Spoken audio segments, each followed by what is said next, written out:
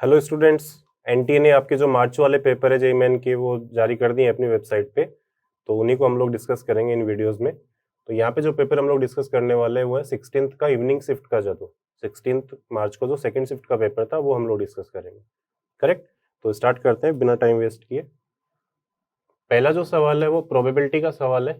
क्या चाहता है? Let A denotes the event that 6 digit integer form by 6 digit integer की बात कर रहा है। और किसको लेके बनाना है? 0 1 2 3 4 5 6।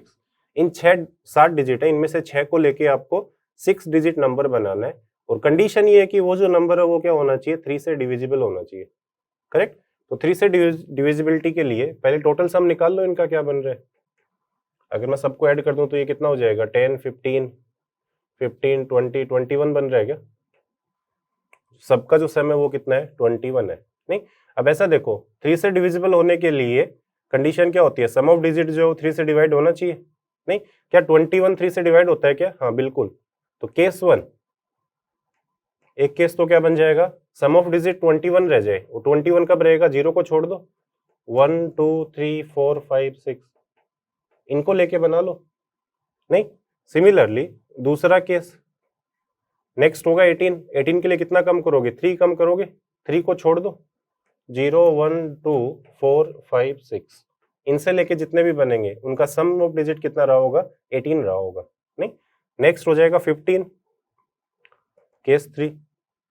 15 के लिए किसको छोड़ना पड़ेगा? सबसे बड़े वाले को छोड़ो, 6। नहीं, फिर क्या बचेगा? 0 1 2 3 5 4। बहुत ही बेसिक सा सवाल है। क्लास में हम लोग 3 के डिविजिबिलिटी के बहुत सारे सवाल करते हैं। उनमें से एक है कि सम ऑफ डिजिट क्या होना चाहिए? 3 से डिवाइड। अब इससे ज्यादा तो छोड़ ही नहीं सकते। नहीं, तो ये 3 केस बने होंगे। करेक्ट। कितने ऐसे रहे होंगे जो 1 से लेके 6 तक से बने होंगे? 6 डिजिट। कितना आ जाएगा? 6 फैक्टोरियल। क्या इस वाले में फर्स्ट वाली पोजीशन पे तो 0 नहीं आएगा, तो उसको फिल करने के तो 5 वेज हैं, बाकी 5 फैक्टोरियल। नहीं, ये भी कितने बन जाएंगे? 5 इंटू 5 फैक्टोरियल। ऐड कर दो सबको। इसको 6 इंटू 5 फैक्टोरियल लिख दूं क्या? तो हो जाएगा 10 और 6 16 इंटू 5 फैक्टोरियल। करेक्ट। तो रिक्वायर्ड जो प्रोबेबिलिटी रही होगी वो आ जाएगी 16 into 5 factorial divided by total case. Total कितने बने होंगे इन सब को लेके? फर्स्ट वाले पे तो 0 नहीं रख सकते। फर्स्ट वाले को फिल करने के कितने तरीके हैं? 6 तरीके हैं। नहीं, नेक्स्ट वाले में 0 भी आ सकता है क्या? तो 6 इंटू 5 इंटू 4 इंटू 3 इंटू 2, ये आपके टोटल केस बने होंगे। कर लोगे सिंप्लीफाई? नहीं, तो सिंप्लीफाई करते हैं तो आंसर आ जाता है 4/9। ये आपकी रिक्वायर्ड प्रोबेबिलिटी है which is given in option number 4। ये आपका आंसर हो जाएगा। ठीक है। तो हाँ, प्रोबेबिलिटी से बहुत ही बेसिक सा सवाल है भाई, इजी कैटेगरी में रखेंगे हम इसको भी, कि हम क्लास में पढ़ते हैं 3 से डिविजिबिलिटी वाले तो पढ़ते हैं, क्लास में सवाल भी करते हैं। बस ये ध्यान होना चाहिए कि कोई भी केस मिस मत कर देना, काउंटिंग आपको करनी पड़ेगी बस। करेक्ट। नेक्स्ट क्वेश्चन नंबर 2 जो है वो 3D वाले पार्ट से है। वेक्टर 3D हम लोग टॉपिक पढ़ते हैं, तो उसमें 3D वाले पार्ट से आपको 2 लाइन दे रखी है। लाइन L1 जो है उसकी इक्वेशन में कुछ अननोन है, A B और L। नहीं, उसके लिए आपको बोल रखा है कि इस लाइन पे इस पॉइंट से जो फुट ऑफ परपेंडिकुलर बनाऊं वो ये है। 0.438 से अगर फुट ऑफ परपेंडिकुलर बनाऊं L1 पे तो वो क्या है? 357 है। तो इन दोनों लाइन के बीच की शॉर्टेस्ट डिस्टेंस बताओ क्या रही होगी। करेक्ट। तो शॉर्टेस्ट डिस्टेंस तो हम लोग पढ़ते हैं 2 लाइन के बीच में कैसे निकालते हैं, लेकिन उससे पहले आपको ये अननोन फाइंड आउट करने पड़ेंगे। और अननोन फाइंड आउट करने के लिए लेट्स से ये लाइन L1 है, इसके ऊपर इस पॉइंट से, कौन से पॉइंट से? इसको P बोल दिया हमने।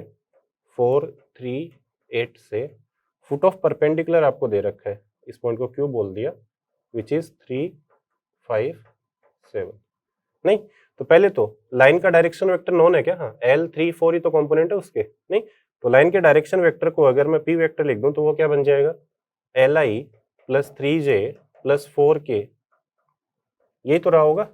नहीं, तो अगर ये फुट ऑफ परपेंडिकुलर है तो फिर PQ परपेंडिकुलर रहना चाहिए इसके। करेक्ट। तो अगर परपेंडिकुलर ले लूं तो PQ का डॉट ले लूं अगर मैं P वेक्टर के साथ, वो कितना आना चाहिए? 0। PQ वेक्टर क्या हो जाएगा? Q माइनस P कर दूं क्या? 3 minus 4 minus I 5 minus 3 2j minus के डॉट P कितना है? Li plus 3j plus 4k, ये कितना रहा होगा? 0। यहाँ से L मिल जाएगा क्या? नहीं, सिंप्लीफाई कर लो। माइनस L कितना हो गया? प्लस 6 और minus 4 is equal to 0। Clearly देख सकते हैं कि L की वैल्यू कितनी है?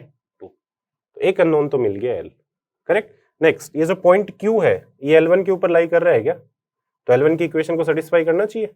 तो पॉइंट Q अगर मैं L1 में सेटिस्फाई कर रहा हूँ, x की जगह रख दो 3, it will be 3 minus a upon L, L कितना है 2, ये इक्वल होना चाहिए 5 माइनस 2 बाई 3, ये इक्वल होना चाहिए 7 माइनस b अपॉन 4 के। यहाँ से a और b मिल जाएंगे क्या, नहीं, सिंप्लीफाई कर लो, तो 1 बन गया क्या, ये 1 बन गया तो a की वैल्यू 1 आ जाएगी क्या, ये 1 है तो इधर मल्टीप्लाई कर दो, b हो जाएगा 7 माइनस 4, 3 हो गया क्या, नहीं, तो लाइन L1 आपको मिल जाएगी क्या, L1 जो रही होगी, अननोन सारे हमने फाइंड आउट कर लिए, a की वैल्यू तो 1 है तो x minus 1 by L, L कितना है, L भी निकालिए ना 2, is equal to y minus 2 by 3 is equal to z minus b, and value of b is 3 by 4, ये रही होगी, करेक्ट।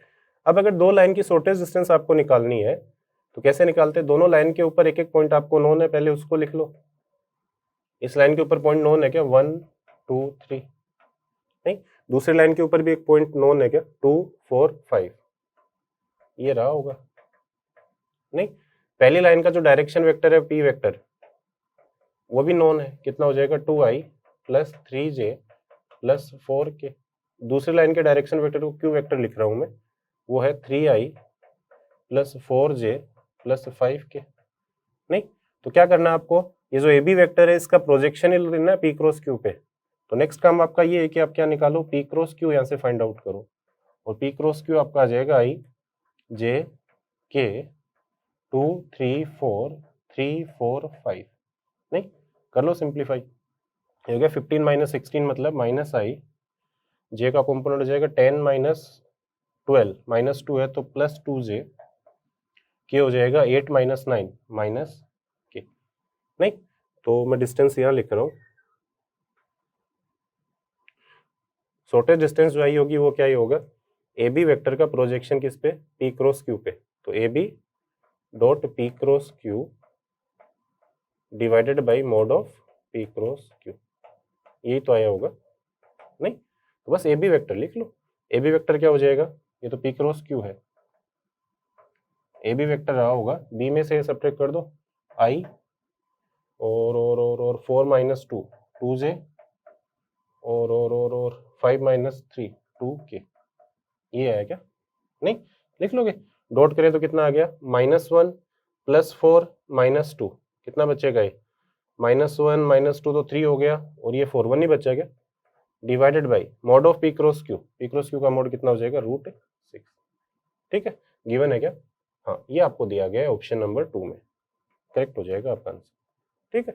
तो हाँ, इस सवाल को आप बोल सकते हो कि मॉडरेट है, डिफिकल्ट तो अभी भी नहीं है, कैलकुलेशन जरूर है थोड़ा बहुत, लेकिन हम लोग ये चीज पढ़ते हैं कि दो स्क्यू लाइंस के बीच की शॉर्टेज डिस्टेंस कैसे निकालते हैं, करेक्ट। बस इसमें थोड़ा सा काम एक्स्ट्रा है, वो कुछ अननोन थे वो आपको निकालने, ठीक है। नेक्स्ट क्वेश्चन नंबर 3 जो डेफिनेट इंटीग्रेशन का है, और डेफिनेट इंटीग्रेशन में भी इसको देख के लग रहा है कि हाँ बहुत सारी चीजें इसमें आ रही है, जैसे ग्रेटेस्ट इंटीजर है, लिमिट भी 0 से 10 है, नहीं, बट थोड़ा बहुत सिंप्लीफाई करोगे तो ये सवाल भी आसानी है। कैसे, पहले तो इसको सिंप्लीफाई कर लो, मैं ई से ऊपर नीचे मल्टीप्लाई कर दूं, अगर ई टाइम्स 0 to 10, तो ई से मल्टीप्लाई करूं तो ई की पावर एक्स ही है क्या, इसको नीचे लेके आ जाओ, इसको लिखा greatest integer x divided by, ये नीचे आ जाएगा तो बन जाएगा e to the power x minus greatest integer x which is fraction part of x dx, ये बनेगा क्या, नहीं, अब ये तो एक इंटीजर ही है, ये वाली चीज तो इंटीजर ही है, नहीं, ये पीरियोडिक है, बचा हुआ जो पार्ट है, करेक्ट। तो अगर मैं इसको ब्रेक करूं पहले, ई टाइम्स 0 से 1, 0 से 1 है तो ग्रेटेस्ट इंटीजर कितना हो गया, ये तो 0 हो गया, नहीं, प्लस 1 से 2, 1 से 2 का ग्रेटेस्ट इंटीजर कितना हो गया 1, नीचे वाले को सेम ही रखा है एक बार dx, प्लस 2 से 3, 2 से 3 है तो ग्रेटेस्ट इंटीजर कितना हो जाएगा 2, नीचे e to the power fraction part of x dx, ऐसे करते चले गए, लास्ट आएगा 9 से 10, नहीं, और ग्रेटेस्ट इंटीजर कितना बन जाएगा 9 dx divided by e to the power fraction part of x, है ना। देखो ना, ये तो 1 इंटरवल के लिए इंटीग्रेट कर रहे हैं क्या, डिफरेंस ऑफ लिमिट तो सब में ही 1 है क्या, सब में 1 है तो ये पीरियोडिक फंक्शन है, पीरियड कितना होता है इसका 1 ही होता है, नहीं, तो आप 1 से 2 इंटीग्रेट करो, 2 से 3 करो, 9 से 10 करो, इस वाले पार्ट की वैल्यू तो क्या आएगी, सेम ही आएगी, करेक्ट। तो न्यूमरेटर को तो ऐड कर दो, आई आपका हो जाएगा ई टाइम्स, ये तो 0 हो गया, क्या बनेगा 1 + 2 से लेके कहाँ तक 9 तक, इंटीग्रेशन मैं 1 से 2 ही कर दूं, 1 से 2 dx अपॉन 1 से 2 का फ्रैक्शन पार्ट क्या हो जाएगा, 1 से 2 के अंदर फ्रैक्शन पार्ट को क्या लिखोगे, या 0 से 1 कर लो, एक ही बात है, 0 से 1 कर लेंगे तो आपको डिफाइन नहीं करना पड़ेगा, बस 0 से 1 कर लो, फ्रैक्शन पार्ट x को x लिख दूंगा, करेक्ट। ये तो इंटीग्रेबल है, क्या लिखा हुआ है e की पावर -x, ये कितना बन जाएगा, ये बन जाएगा 9 × 10/2 45, क्या 45e, और ये हो जाएगा -e⁻⁻x, लिमिट है 0 से 1, तो 45e इंटू 1 रख दूं तो -1/e बनेगा, क्या माइनस माइनस प्लस 0 रख दूं तो 1 हो गया, क्या करेक्ट। अब e से मल्टीप्लाई कर दो, तो 45 इंटू ये बन जाएगा -1 + e, ऐसा ही कुछ गिवन है आपको ऑप्शन में भी, हाँ ऑप्शन नंबर 1 में, ये करेक्ट हो जाएगा आपका, ठीक है। तो इस सवाल को भी आप बोल सकते हो कि मॉडरेट है, इजी तो नहीं है बट डिफिकल्ट भी नहीं है, e की पावर x है, फ्रैक्शन पार्ट है, ग्रेटेस्ट इंटीजर है, तो थोड़ा बहुत बच्चों को आइडिया रहता है कि हाँ फ्रैक्शन पार्ट है मतलब ये तो पीरियोडिक फंक्शन है, तो 1 इंटरवल में कहीं भी इंटीग्रेट करो, 0 से 1 करो, 1 से 2, 2 से 3, इस वाले पार्ट की वैल्यू तो क्या ही होगी, सेम ही आई होगी, करेक्ट। तो 2-3 प्रॉपर्टी यूज कर ली उसने इंटीग्रेशन की, एक तो कौन सी, ब्रेक करने वाली, इंटीग्रेशन को बीच में ब्रेक कर सकते हैं, दूसरी लास्ट जो प्रॉपर्टी हम लोग पढ़ते हैं पीरियोडिक के लिए वो वाली, ठीक है। तो हाँ ये सवाल भी मॉडरेट टाइप का था भी। नेक्स्ट नंबर 4 जो है वो डिफरेंशियल इक्वेशन का सवाल है, और हाँ ये सवाल अभी बहुत लेंदी है ना, आपको 2 डिफरेंशियल इक्वेशन दे रखी है, दोनों होमोजेनियस है, वो तो देख लोगे बहुत आराम से, पहले इन दोनों डिफरेंशियल इक्वेशन को सोल्व करो, 2 कर्व आएंगे, उनके बीच का एरिया फाइंड आउट करना है, करेक्ट। तो differential equation, area under the curve, दोनों को मिला के एक सवाल बनाया है, और काफी बड़ा सवाल है, अगर आपके पास टाइम नहीं है तो ये सवाल स्किप करना चाहिए था। सोल्व कर लेते हैं, देखते हैं क्या बनता है। तो ये वाली डिफरेंशियल इक्वेशन तो सब जानते हैं, कौन सी बनेगी, होमोजेनियस डिफरेंशियल इक्वेशन बनेगी, इस पूरे को इधर डिवाइड कर दिया और ऊपर नीचे x² से डिवाइड कर दो, ये बनेगा y/x² -1 आ जाएगा इधर, तो इधर 2, एक x तो कैंसिल हो जाएगा, y/x, ये तो बना लोगे, नहीं मैं दोनों को एक साथ ही सोल्व कर रहा हूँ। इधर क्या बनेगा, dy/dx को लिख लो, dy/dx बन जाएगा, ऊपर नीचे x² से डिवाइड कर दे तो 2y/x डिवाइडेड बाई, ये तो 1 बन गया, y/x का होल स्क्वायर। सेम ही तरीका है सोल्व करने का, नहीं, और तरीका क्या है, y की जगह रख देते हैं हम लोग vx करके, नहीं, तो dy/dx क्या हो जाएगा, v + x dv/dx, ये बन जाएगा v² - 1/2v, ठीक है। तो यहाँ से x dv/dx क्या आ जाएगा, x dv/dx आ जाएगा -v कर दो, -v कर दो तो v² -1 - 2v स्क्वायर, तो -1 - v² ही बचा क्या, अपॉन 2v, माइनस को तो उधर रख दिया, बाकी को इधर डिवाइड कर दिया, तो 2v/1 + v² dv is equal to, ये बन जाएगा -dx/x, इंटीग्रेबल है, इंटीग्रेट हो जाएगा, नहीं नीचे वाले का डेरिवेटिव ऊपर है क्या, ये बन जाएगा ln(1 + v²), ये -ln(x) और कांस्टेंट को भी मैं ln(c) ले लेता हूँ, ठीक है। इधर लेके आ जाओ, इधर लेके आएंगे तो ये मल्टीप्लाई हो जाएंगे क्या, ln तो कट जाएगा, x × 1 + v² मतलब y²/x², इसके बराबर c बचा, नहीं सिंप्लीफाई कर दो, x² एलसीएम ले लूंगा, एक x तो कट गया, ये आ जाएगा x² + y² = cx। उसने बोल ही रखा है कि 1,1 से पास कर रहे हैं, तो 1,1 से पास कर दो तो c की वैल्यू 2 आती हुई दिख गई क्या, नहीं, तो ये जो कर्व है ये तो क्या बन जाएगा आपका x² y² - 2x, सर्कल है, नहीं, इज इक्वल टू 0, सेंटर तो क्या है 1,0 और रेडियस जो भी रही होगी 1 रही होगी, नहीं, लेकिन पूरा सर्कल नहीं है, वो भी ध्यान रखना, उसने क्या दे रखा है x > 0 ही है, एक पार्ट रहा होगा सर्कल का। सेम यहाँ पे करूँ अगर, तो ये तो बन जाएगा v x dv/dx is equal to 2v1 - v², नहीं, उधर ले जाओ, तो x dv/dx ये रहा होगा, -v कर दूं तो 2v - v, v बचा, और माइनस माइनस प्लस v3, ये बचेगा डिवाइडेड बाई 1 - v²। कर लो इंटीग्रेट, वेरिएबल सेपरेबल में कन्वर्ट हो गए, तो इधर लेके आ जाओ, तो माइनस उधर ही छोड़ दिया, इसको लिख लिया v² - 1 अपॉन, ये बन जाएगा v + v³ dv is equal to -dx/x, नहीं इंटीग्रेट कर दो, इंटीग्रेबल है, ठीक है। अच्छा, इसको इंटीग्रेट करने के लिए ऊपर से वी स्क्वायर कॉमन ले लूँ क्या? ये 1 माइनस वी स्क्वायर टाइप बन जाएगा क्या, डिवाइडेड बाई, नीचे से वी स्क्वायर कॉमन ले तो ये तो 1 बाई वी और ये वी, तो नीचे बचेगा v plus 1 by v d v, ये तो minus l N x plus c हो गया क्या, तो कॉन्स्टेंट को भी मैं एल एन सी ही लिख लेता हूँ। ठीक है, नीचे वाले का डेरिवेटिव ऊपर दिख रहा है क्या, तो नीचे वाले का डेरिवेटिव अगर ऊपर दिख रहा है ये बन जाएगा L N of v plus 1 by v, और इसको भी इधर लेके आ जाओ, plus L N x equals to c, नहीं l n c, l n हटा दो, मल्टीप्लाई हो जाएंगे दोनों, इधर कर रहा हूं मैं,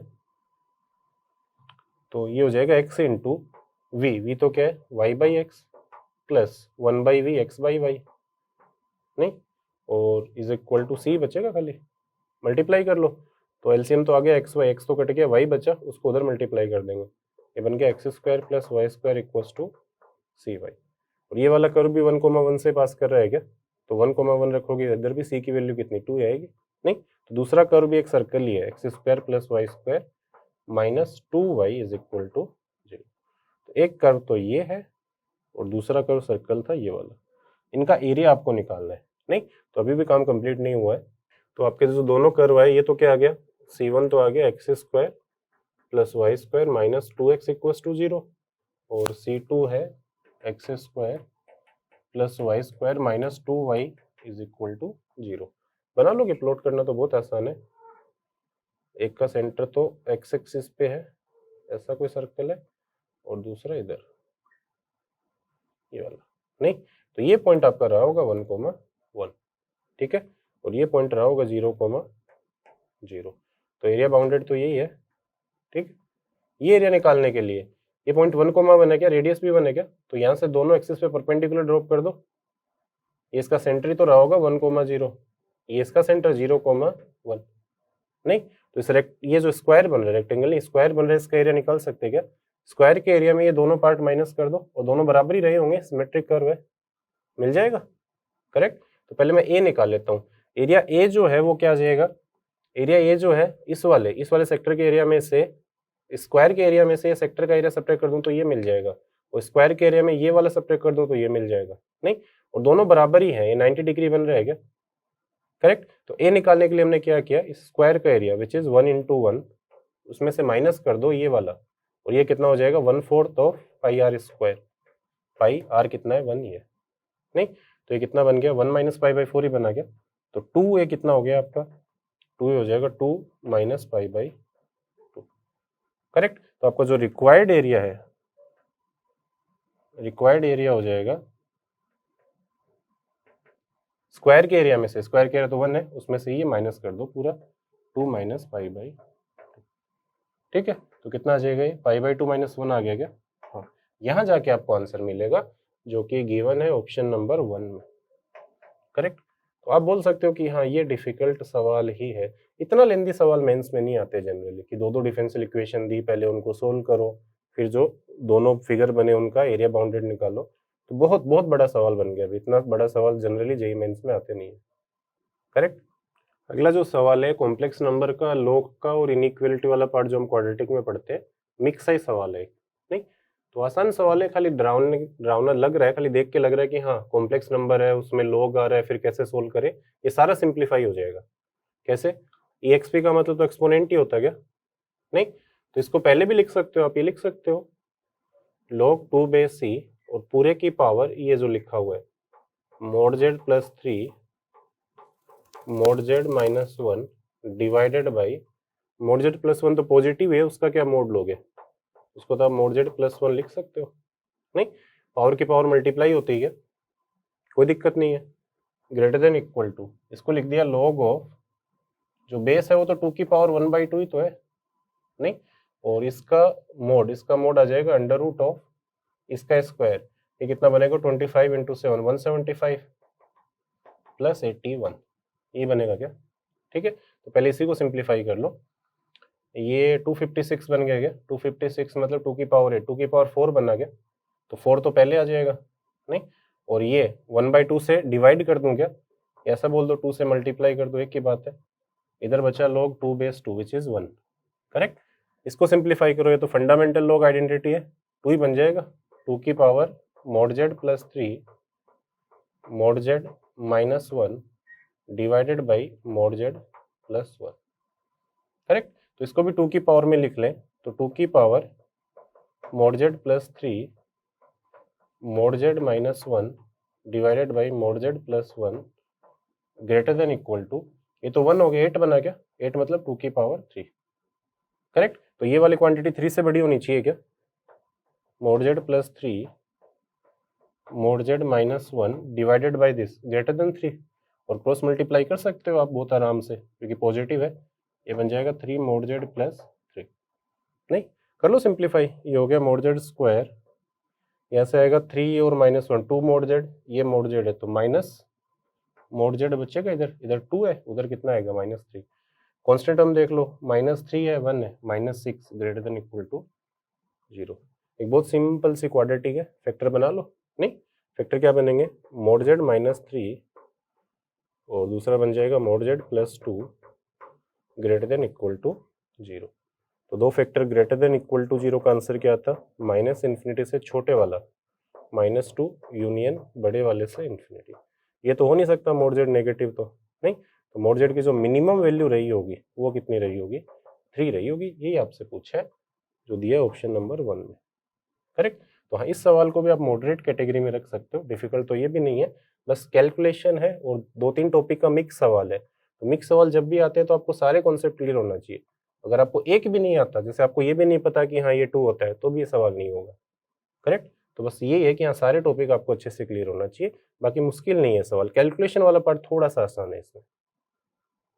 नेक्स्ट क्वेश्चन नंबर 6 जो सेट्स एंड रिलेशन से है, जेई मेन के लिए हम लोग टॉपिक पढ़ते हैं अलग से, सेट्स एंड रिलेशन उससे है।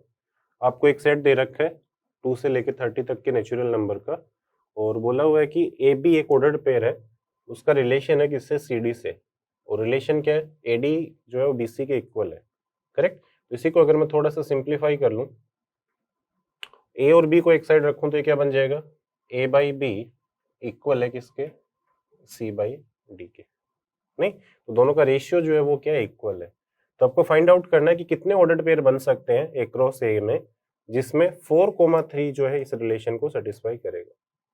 नहीं, तो 4,3 के साथ में अगर देखूं तो 4/3 किस किस के इक्वल होता है, चेक कर लो। नहीं, तो 4/3 2 से मल्टीप्लाई कर दूं तो 8/6।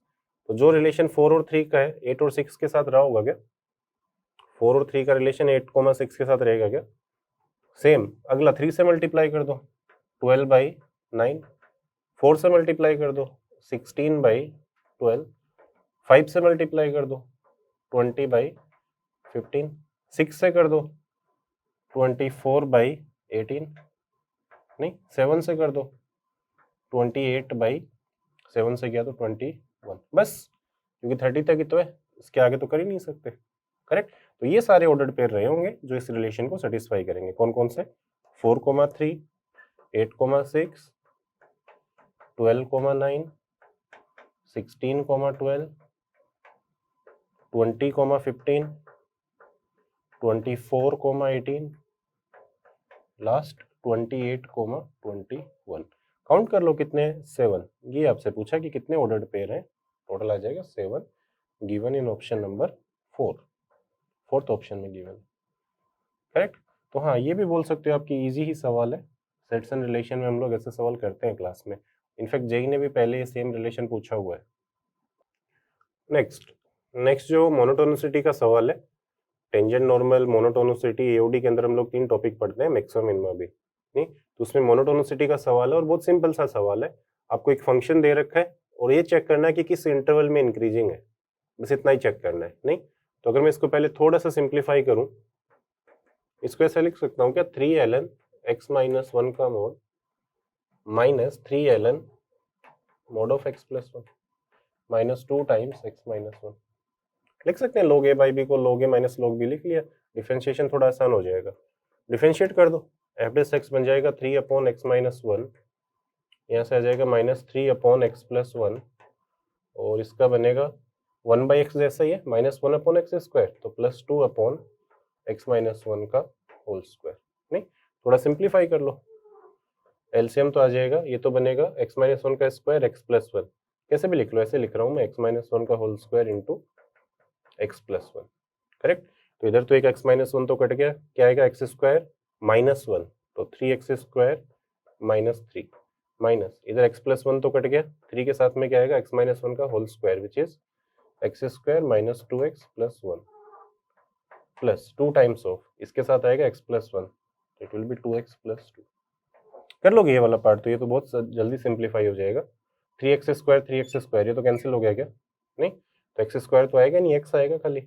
यहाँ से कितना बना 6x प्लस 2x कितना हो गया 8x, ठीक है, माइनस थ्री माइनस सिक्स और प्लस टू है तो माइनस फोर ही बचा गया, divided by X minus one whole square X plus one greater than equal to zero कर दो, इंक्रीजिंग चाहिए तो, करेक्ट। तो सोल्व कर लो इस इनइक्वालिटी को। तो पहले देख लो नंबर लाइन पे कहाँ कहाँ जीरोस बन रहे हैं। ये तो कहाँ पे जीरो होगा माइनस वन पे, और ये कहाँ पे जीरो होगा वन पे, और न्यूमरेटर 1/2 पे, क्या ये 1/2 पे, ठीक है, और इक्वल भी है तो 1/2 तो आंसर आ जाएगा, ये दोनों आंसर नहीं रहे होंगे, करेक्ट। राइट मोड से शुरू कर दो, ये तो पॉजिटिव है, वन किसने दिया, इसने दिया, पावर कैसी है इवन है क्या, तो पावर अगर इवन है साइन चेंज नहीं होगा, ये तो कितना रह जाएगा पॉजिटिव रह जाएगा, 1/2 इसने दिया, पावर ओड है, साइन चेंज कर दो, इधर भी साइन चेंज कर दो, कर लोगे ये वाला पार्ट तो नहीं। तो फाइनल आंसर आपका क्या आ जाएगा, फाइनल आंसर आपका मिल जाएगा x belongs to minus infinity to minus one open union close 1/2 से लेके सारे ही है, खाली क्या नहीं है वन नहीं है, नहीं, तो इसको ऐसे लिख सकते हो close 1/2 to infinity minus elemental one, ये किसी ऑप्शन में गिवन है, ऑप्शन नंबर 4, ठीक है। तो हाँ ये सवाल भी आप बोल सकते हो इजी है, आपको खाली एफ डेस एक्स निकालना है, एफ डेस एक्स निकाल के एक इनइक्वालिटी सोल्व करनी है छोटी सी। तो मोनोटोनिसिटी के स्टार्टिंग वाले पार्ट में हम लोग करवाते हैं कि किसी भी फंक्शन की मोनोटोनिसिटी अगर चेक करनी है तो कैसे पता चलेगा, एफ डेस एक्स से पता चल जाएगा।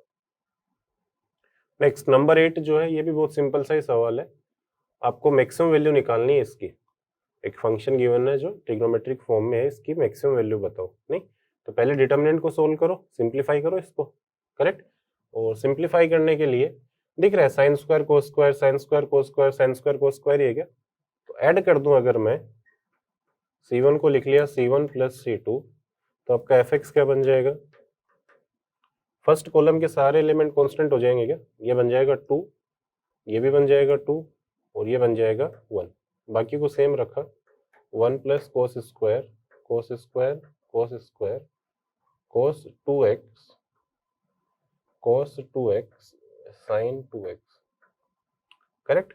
अच्छा एक जीरो और बना सकते हैं, ये सेम दिख गया क्या, नहीं, तो एक प्रॉपर्टी और लगा दो, r1 को लिख लो r1 माइनस r2, तो आपका fx किस टाइप का बन जाएगा, ये जीरो हो गया, इधर कोस स्क्वायर भी गया, ये भी कांस्टेंट आ गया, ये जीरो बन गया, इधर 2 कोस स्क्वायर कोस 2x 1 cos square sine 2x, नहीं।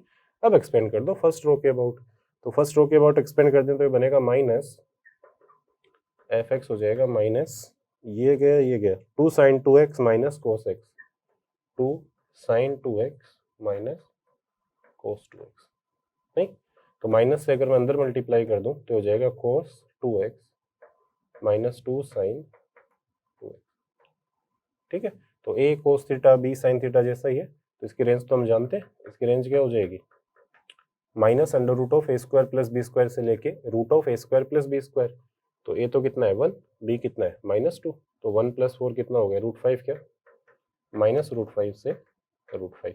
आपसे मैक्सिमम वैल्यू पूछी है शायद fx की, तो fx की मैक्सिमम वैल्यू कितनी हो जाएगी √5, जो दिया है ऑप्शन 3 में, ये करेक्ट हो जाएगा, करेक्ट। तो ये भी इजी सा ही सवाल है, सीट का ही सवाल है बेसिकली, आप जब सीट सोल्व करते हो तो उसमें ये सवाल आपको मिलेगा पक्का।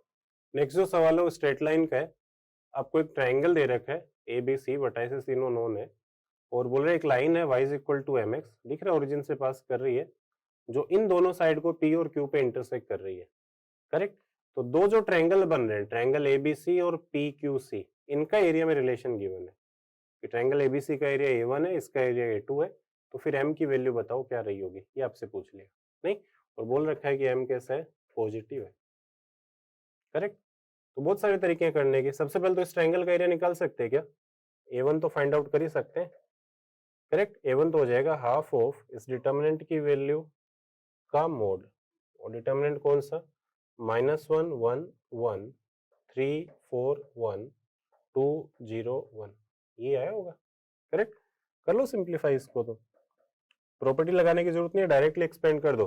लास्ट के अबाउट कर दूं क्या, लास्ट रो के अबाउट अगर कर दूं तो आ जाएगा 2 टाइम्स ऑफ 1 -4 -3 आएगा, तो -6, जीरो तो करना नहीं है, प्लस ये वाला छोड़ दो, ये छोड़ दो, -4 -3 -7 हुआ क्या, ठीक है। मोड ले लेंगे बाद में पूरे का, तो ये कितना हो गया 13/2।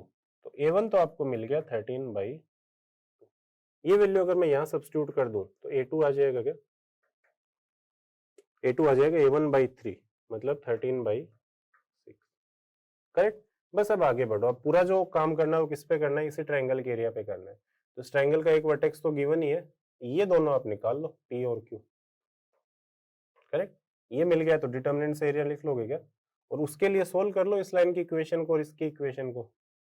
नहीं तो अगर मैं AC की इक्वेशन लिखूं तो AC का स्लोप पहले बोलो, AC का स्लोप बनेगा 1 - 0 -1 -2 -1/3 हो गया क्या, ठीक है। तो इक्वेशन हो जाएगी y - 0 is equal to -1/3 x - 2। करो सिंप्लीफाई, तो ये बनेगा 3y, इधर आ गया तो x प्लस 3y, और राइट साइड में कितना बच गया 2। ये तो AC की इक्वेशन आ गई। करेक्ट। सिमिलरली BC की इक्वेशन लिख लो, तो पहले स्लोप बोलो BC का, 4 - 0 विच इज 4, 3 - 2, 3 - 2 1 ही हुआ क्या, तो 4 ही आ गया ये तो। करेक्ट, इक्वेशन हो जाएगी, इसी पॉइंट से पास कर रही है क्या, y - 0 is equal to 4x - 2। नहीं तो ये हो गया 4x - y, और ये इधर आगे 8 हो गया क्या, ये इसकी इक्वेशन आ गई, किसकी, BC की, ये इसकी।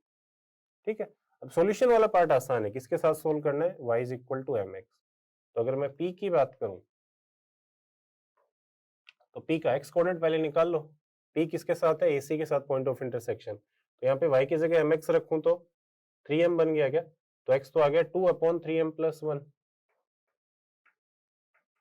नहीं, और y कोऑर्डिनेट आ जाएगा, m को m से मल्टीप्लाई कर दो x कोऑर्डिनेट को, ये रहा होगा। सेम अगर मैं इसको सोल्व करूं इसके साथ, तो y की जगह क्या रखोगे, mx रखोगे, तो x आ जाएगा, तो 4 - m बन गया क्या, 8/4 - m, और y कोऑर्डिनेट के लिए m से मल्टीप्लाई कर दो, 8m/4 - m। ठीक है, सी आपके पास है। तो इस ट्रायंगल का जो एरिया आया होगा वो आया होगा हाफ डिटर्मिनेंट का मोड, और वो कितना है 13/6 है। तो मोड हटाने के लिए प्लस माइनस 13/6 ले लोगे क्या, नहीं, और डिटर्मिनेंट क्या बनेगा 2 0 1, ये बनेगा 2/3m + 1, 2m/3m + 1 1, लास्ट रो रही होगी 8/4 - m, 8m/4 - m -1। ठीक है, इसके बाद तो कैलकुलेशन बची है खाली। ये तो कितना हो गया, 3 टाइम्स कैंसिल हो गया क्या, यहाँ से कॉमन ले लो, क्या कॉमन ले लें, यहाँ से आ जाएगा 1/3m + 1, और यहाँ से आ जाएगा 1/4 - m। तो आपकी डिटर्मिनेंट कुछ कुछ ऐसी दिखेगी 2 0 1, यहाँ बचेगा 2 2m 3m + 1, लास्ट बचेगा 8 8m 4 - m, और उसकी वैल्यू किसके बराबर है, 2 टाइम्स कैंसिल कर दूं तो 13/3। करेक्ट, बस यहीं से आपको सोल्व करना है, प्लस माइनस ऑफ कोर्स। तो दो वैल्यू आएंगी, प्लस साइन लोगे वहां से तो कोई वैल्यू नहीं मिलेगी, वहां से तो डी क्या आएगा, नेगेटिव आएगा। माइनस साइन लोगे वहां से दो वैल्यू आएगी, एक वैल्यू तो m आएगी 1 आएगी, एक वैल्यू तो दूसरी नेगेटिव आएगी। नहीं, उसने पहले ही बोल रखा था कि m कैसे है, पॉजिटिव है, तो नेगेटिव वाली वैल्यू को तो इग्नोर कर दो, m की जो वैल्यू आपको रखनी है वो कितनी है 1। तो आपका आंसर भी यही आ जाएगा, m = 1।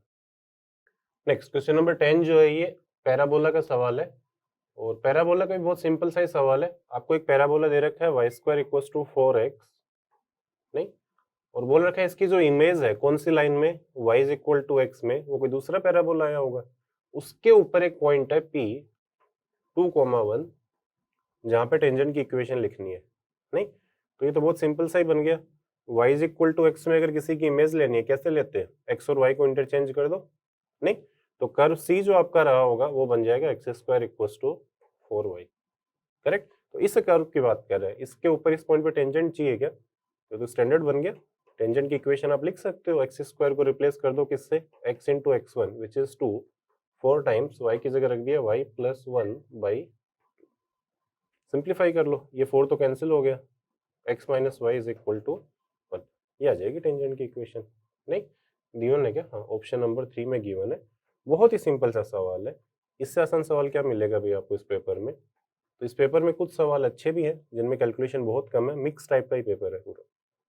नेक्स्ट क्वेश्चन नंबर 11 जो वेक्टर का सवाल है, आपको दो वेक्टर दे रखे हैं ए और बी, आर एक अननोन वेक्टर है, उसके बारे में बोल रखा है कि आर क्रॉस ए जो है वो बी क्रॉस आर के बराबर है, और दो इक्वेशन और दे रखी है, R dot some other vector 3 है और इस वेक्टर के साथ डॉट लें तो -1 है, तो इसकी वैल्यू बता दो। बेसिकली आपको अल्फा निकालना है, खाली अल्फा निकालना है और आर निकालना है। नहीं तो पहले यहीं से शुरू करते हैं, ये जो इक्वेशन आपको गिवन है, इस टाइप की इक्वेशन यही पहले भी पूछ चुका है, एडवांस में आ चुके हैं इस टाइप के सवाल। करने का तरीका बहुत बेसिक सही है, इसको इधर लेके आ जाओ, तो आर क्रॉस ए इधर आके बनेगा माइनस बी क्रॉस आर, उसको लिख सकते हो प्लस आर क्रॉस बी, और इधर बच जाएगा नल वेक्टर। नहीं इसको सिंप्लीफाई करके ऐसा लिख दूं कि R cross A plus B is equal to null vector.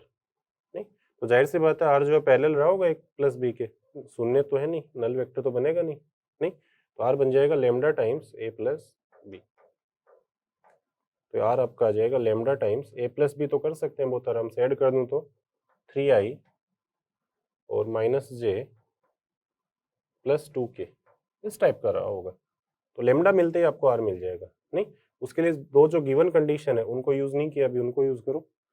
Are का डॉट कर लो इसके साथ, कितना आना चाहिए 3, तो आर का इसके साथ डॉट करूं तो आएगा लेमडा इंटू आई कॉम्पोनेंट, यहाँ पे 3 है यहाँ पे अल्फा है, 3 अल्फा, जे कॉम्पोनेंट यहाँ पे -1 है यहाँ पे 2 है, -2 और 2 इंटू 1 1 हो गया क्या, 2 इंटू 1 2 हो जाएगा, 1 क्यों, किसके इक्वल दे रखा है 3, तो यहाँ से तो आ गया lambda into alpha equals to 1, correct.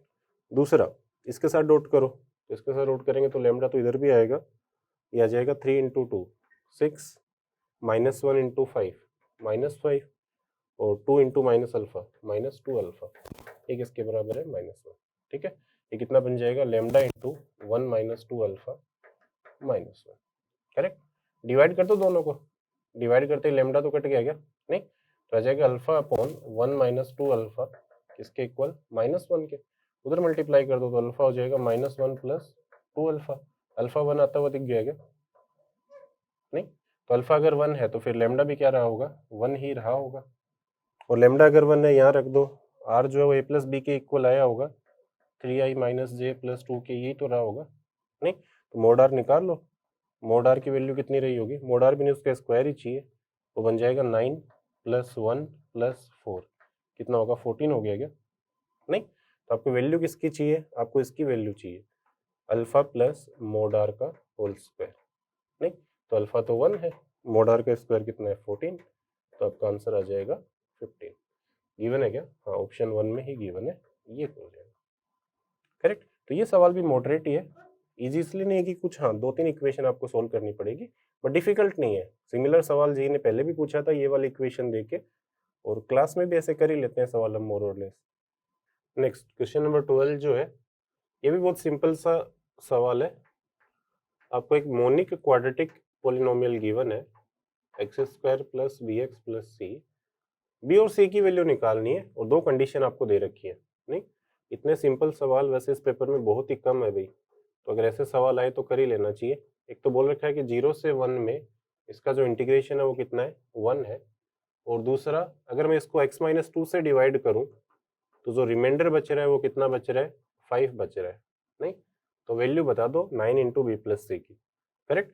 पहले तो इसी को समझ लेते हैं, x माइनस 2 से डिवाइड करें तो रिमाइंडर क्या बचेगा p ऑफ 2 ही तो बचेगा, वो कितना दे रखा है 5, रख दो यहाँ पे 2 रखूं तो कितना बनेगा 4 प्लस 2b प्लस सी, ये होना चाहिए 5, यानी 2b प्लस सी जो 1 आया होगा, एक रिलेशन तो मिल गया, एक यहाँ से आएगा, इंटीग्रेट कर दो x square plus b x plus c, अगर मैं इंटीग्रेट कर दूं 0 से 1 तो आंसर बनेगा, ये दे रखा है 1, नहीं तो बस 1 ही रखना है, लिमिट 0 तो रखने की जरूरत है नहीं। ये बनेगा एक्स क्यूब बाई 3, 1 रख दूं तो 1/3 X square by 2 which is B by 2 C X, ये तो सी बच जाएगा, इक्वल टू 1। 6 से मल्टीप्लाई कर दो पूरे को, तो 2 प्लस 3b प्लस 6c किसके इक्वल, 6 के इक्वल, नहीं तो उधर ले जाओ, ये बन जाएगा 3b प्लस 6c, इसकी वैल्यू 4 आनी चाहिए, नहीं तो एक इक्वेशन ये है, एक इक्वेशन ये है, सोल्व कर लो दोनों को, करेक्ट। तो सोल्व करने के लिए c को एलिमिनेट कर लूँ क्या, इसको 6 से मल्टीप्लाई कर लो तो हो जाएगा 12b plus 6c is equal to 6, subtract कर दो, ये बचेगा 9b और इधर बचेगा 2, तो b की वैल्यू तो आ गई 2/9, ठीक है। b की वैल्यू किसी भी इक्वेशन में रख दो, यहाँ रख दो, तो c आपका रहा होगा 1 माइनस 2b, 1 माइनस 2b मतलब 4/5, 4/9 कितना हो गया 5/9, ठीक है। तो b प्लस सी आपका क्या रहा होगा, b प्लस सी रहा होगा 2/9 प्लस 5/9 विच इज 7/9, 9 को इधर मल्टीप्लाई कर दो, 9b प्लस सी की वैल्यू आ गई 7। ये आपसे पूछी थी कि 9b प्लस सी की वैल्यू कितनी रही होगी, गिवन इन ऑप्शन नंबर 1, ठीक है। तो ये सवाल भी इजी है भी। नेक्स्ट क्वेश्चन नंबर 13 जो है, ये भी पहले जे एडवांस में आ चुका है ना।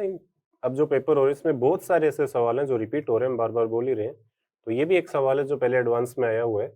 आपको क्या दे रखा है, दो फंक्शन दे रखे हैं एफ और जी, और बोल रखा है कि एफ ऑफ एक्स प्लस 1 तो ये है, और जी एक्स जो है वो क्या है, L N of F X है, नहीं तो इसका लॉग ले लो, यहाँ पे दोनों साइड अगर लॉग ले लो, ये बन जाएगा L N of F of X plus 1 is equal to, ये बनेगा L N x plus L N of F X, नहीं ये क्या लिखा हुआ है, ये तो जी एक्स प्लस 1 ही बन गया क्या, करेक्ट।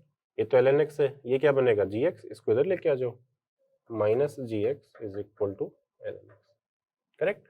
बस यहाँ पे आपको दो बार डिफरेंशिएट करना है, तो दो बार डिफरेंशिएट करोगे, एक बार डिफरेंशिएट करेंगे तो बनेगा g dash x plus 1 g dash x, एक और बार करोगे तो डबल डेरिवेटिव, तो g double dash x plus 1 minus जी डबल डेस एक्स, ये आ जाएगा। एक बार डिफरेंशिएट करेंगे तो 1/x, और 1/x को वापस डिफरेंशिएट करोगे तो -1/x², करेक्ट। तो अब बस आपको वैल्यू पूछिए, यहाँ पे 5 बनाओ, पहले 5 बनाने के लिए x की जगह क्या रखोगे 4, ये बनेगा g double dash 5 minus ji double dash 4 is equal to -1/4², नहीं ये एक्स्ट्रा आ गया क्या, x की जगह 3 रख दो, 3 रखें तो ये बनेगा डबल डेरिवेटिव 4 बन गया क्या, इधर आ जाएगा आपका 3 -1/3²।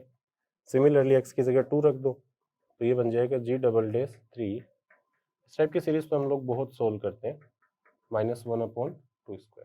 एक वैल्यू और रखनी पड़ेगी आपको, 1 रख दें तो ये बन गया g double dash 2 minus ji double dash 1 is equal to -1 ही बन गए, तो नहीं ऐड कर दो सबको, तो ये सारे तो कैंसिल हो जाएंगे, क्या बचेगा g डबल डेस 5 माइनस जी डबल डेस 1, इसकी वैल्यू आ जाएगी किसके बराबर, इन सबको ऐड कर दो, तो माइनस तो कॉमन ले लो, 1 प्लस 1/4 प्लस 1/9 प्लस 1/16 प्लस 1/, बस इतना ही है, 1/4 तक ही तो जाना है, बस ये सारी वैल्यू को ऐड कर लो। नहीं तो आपसे इसका मोड पूछा है, तो मोड ले लेंगे, तो इसका मोड ऐड कर दो सबको, नहीं तो ये जो आंसर आता है ये आता है 205/144, जो कि गिवन है किसमें, ऑप्शन नंबर 2 में, ये आपका करेक्ट हो जाएगा, ठीक है। तो इसको भी आप बोल सकते हो कि कुछ नहीं है, ज़्यादा कैलकुलेशन भी नहीं है, मॉडरेट ही सवाल है, जेई ने पहले पूछा हुआ भी है, नहीं जेई नहीं पूछता तो फिर आप सोच सकते थे। तो मेथड ऑफ डिफरेंशिएशन एमओडी पे सीधा सीधा सवाल आया है, जिसमें आपको 2 बार डिफरेंशिएट करना है बस। नेक्स्ट जो सवाल है वो सर्कल का है, आपको एक सर्कल की जनरल इक्वेशन दे रखी है, उसमें कुछ अननोन है ए और सी, और बोल रखा है कि ए नेगेटिव है, और इस सर्कल के लिए ही बात कर रहे हैं आगे सवाल में, कि इस लाइन के परपेंडिकुलर लाइन रही होगी x + 2y = 0, इसके परपेंडिकुलर जो टेंजेंट है उसके 0,0 से शॉर्टेस्ट डिस्टेंस बताओ, 0,0 से परपेंडिकुलर डिस्टेंस से निकालनी है बेसिकली, नहीं तो पहले सर्कल की इक्वेशन निकालो।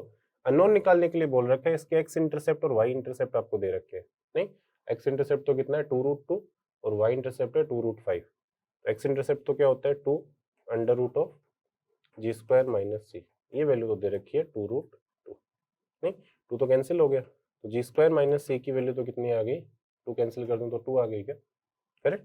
जी स्क्वायर एफ जी सी की वैल्यू लिख लोगे क्या, जी तो आपका कितना हो जाएगा, एक्स के कोफिशिएंट का हाफ a/2, एफ हो जाएगा वाई के कोफिशिएंट का हाफ विच इज ए, और सी तो सी है, नहीं रख दो यहाँ पे, जी स्क्वायर बन गया a²/4 माइनस सी, ये कितना है 2। सिमिलरली इसका जो y इंटरसेप्ट है वो हो जाएगा 2f² माइनस सी, ये दे रखा है 2√5, तो यहाँ से f² माइनस सी आ जाएगा 5, f² की जगह क्या रख दो a² माइनस सी आ गया आपका 5, ये दूसरी इक्वेशन है, नहीं सब्ट्रैक्ट कर दो दोनों को, सब्ट्रैक्ट कर दूं तो ये बनेगा a² minus a²/4 which is 3/4 a², और इधर कितना बचेगा 3 बचा गया, a² 4 आता हुआ दिख गया क्या, तो एक ही दो वैल्यू आएगी, या तो 2 या -2, लेकिन बोल रखा है कि एक ऐसा है नेगेटिव, तो एक की वैल्यू क्या रही होगी -2, ठीक है। तो एक की वैल्यू अगर मैं रख दूं, कहाँ पे रख दें, यहीं पे रख दो, तो -2 रखो या 2 रखो उससे तो फर्क पड़ना ही नहीं था, स्क्वायर है ये, तो 4 1 बना गया, उधर ले जाओ, सी की वैल्यू -1 आती हुई दिख गई क्या, करेक्ट।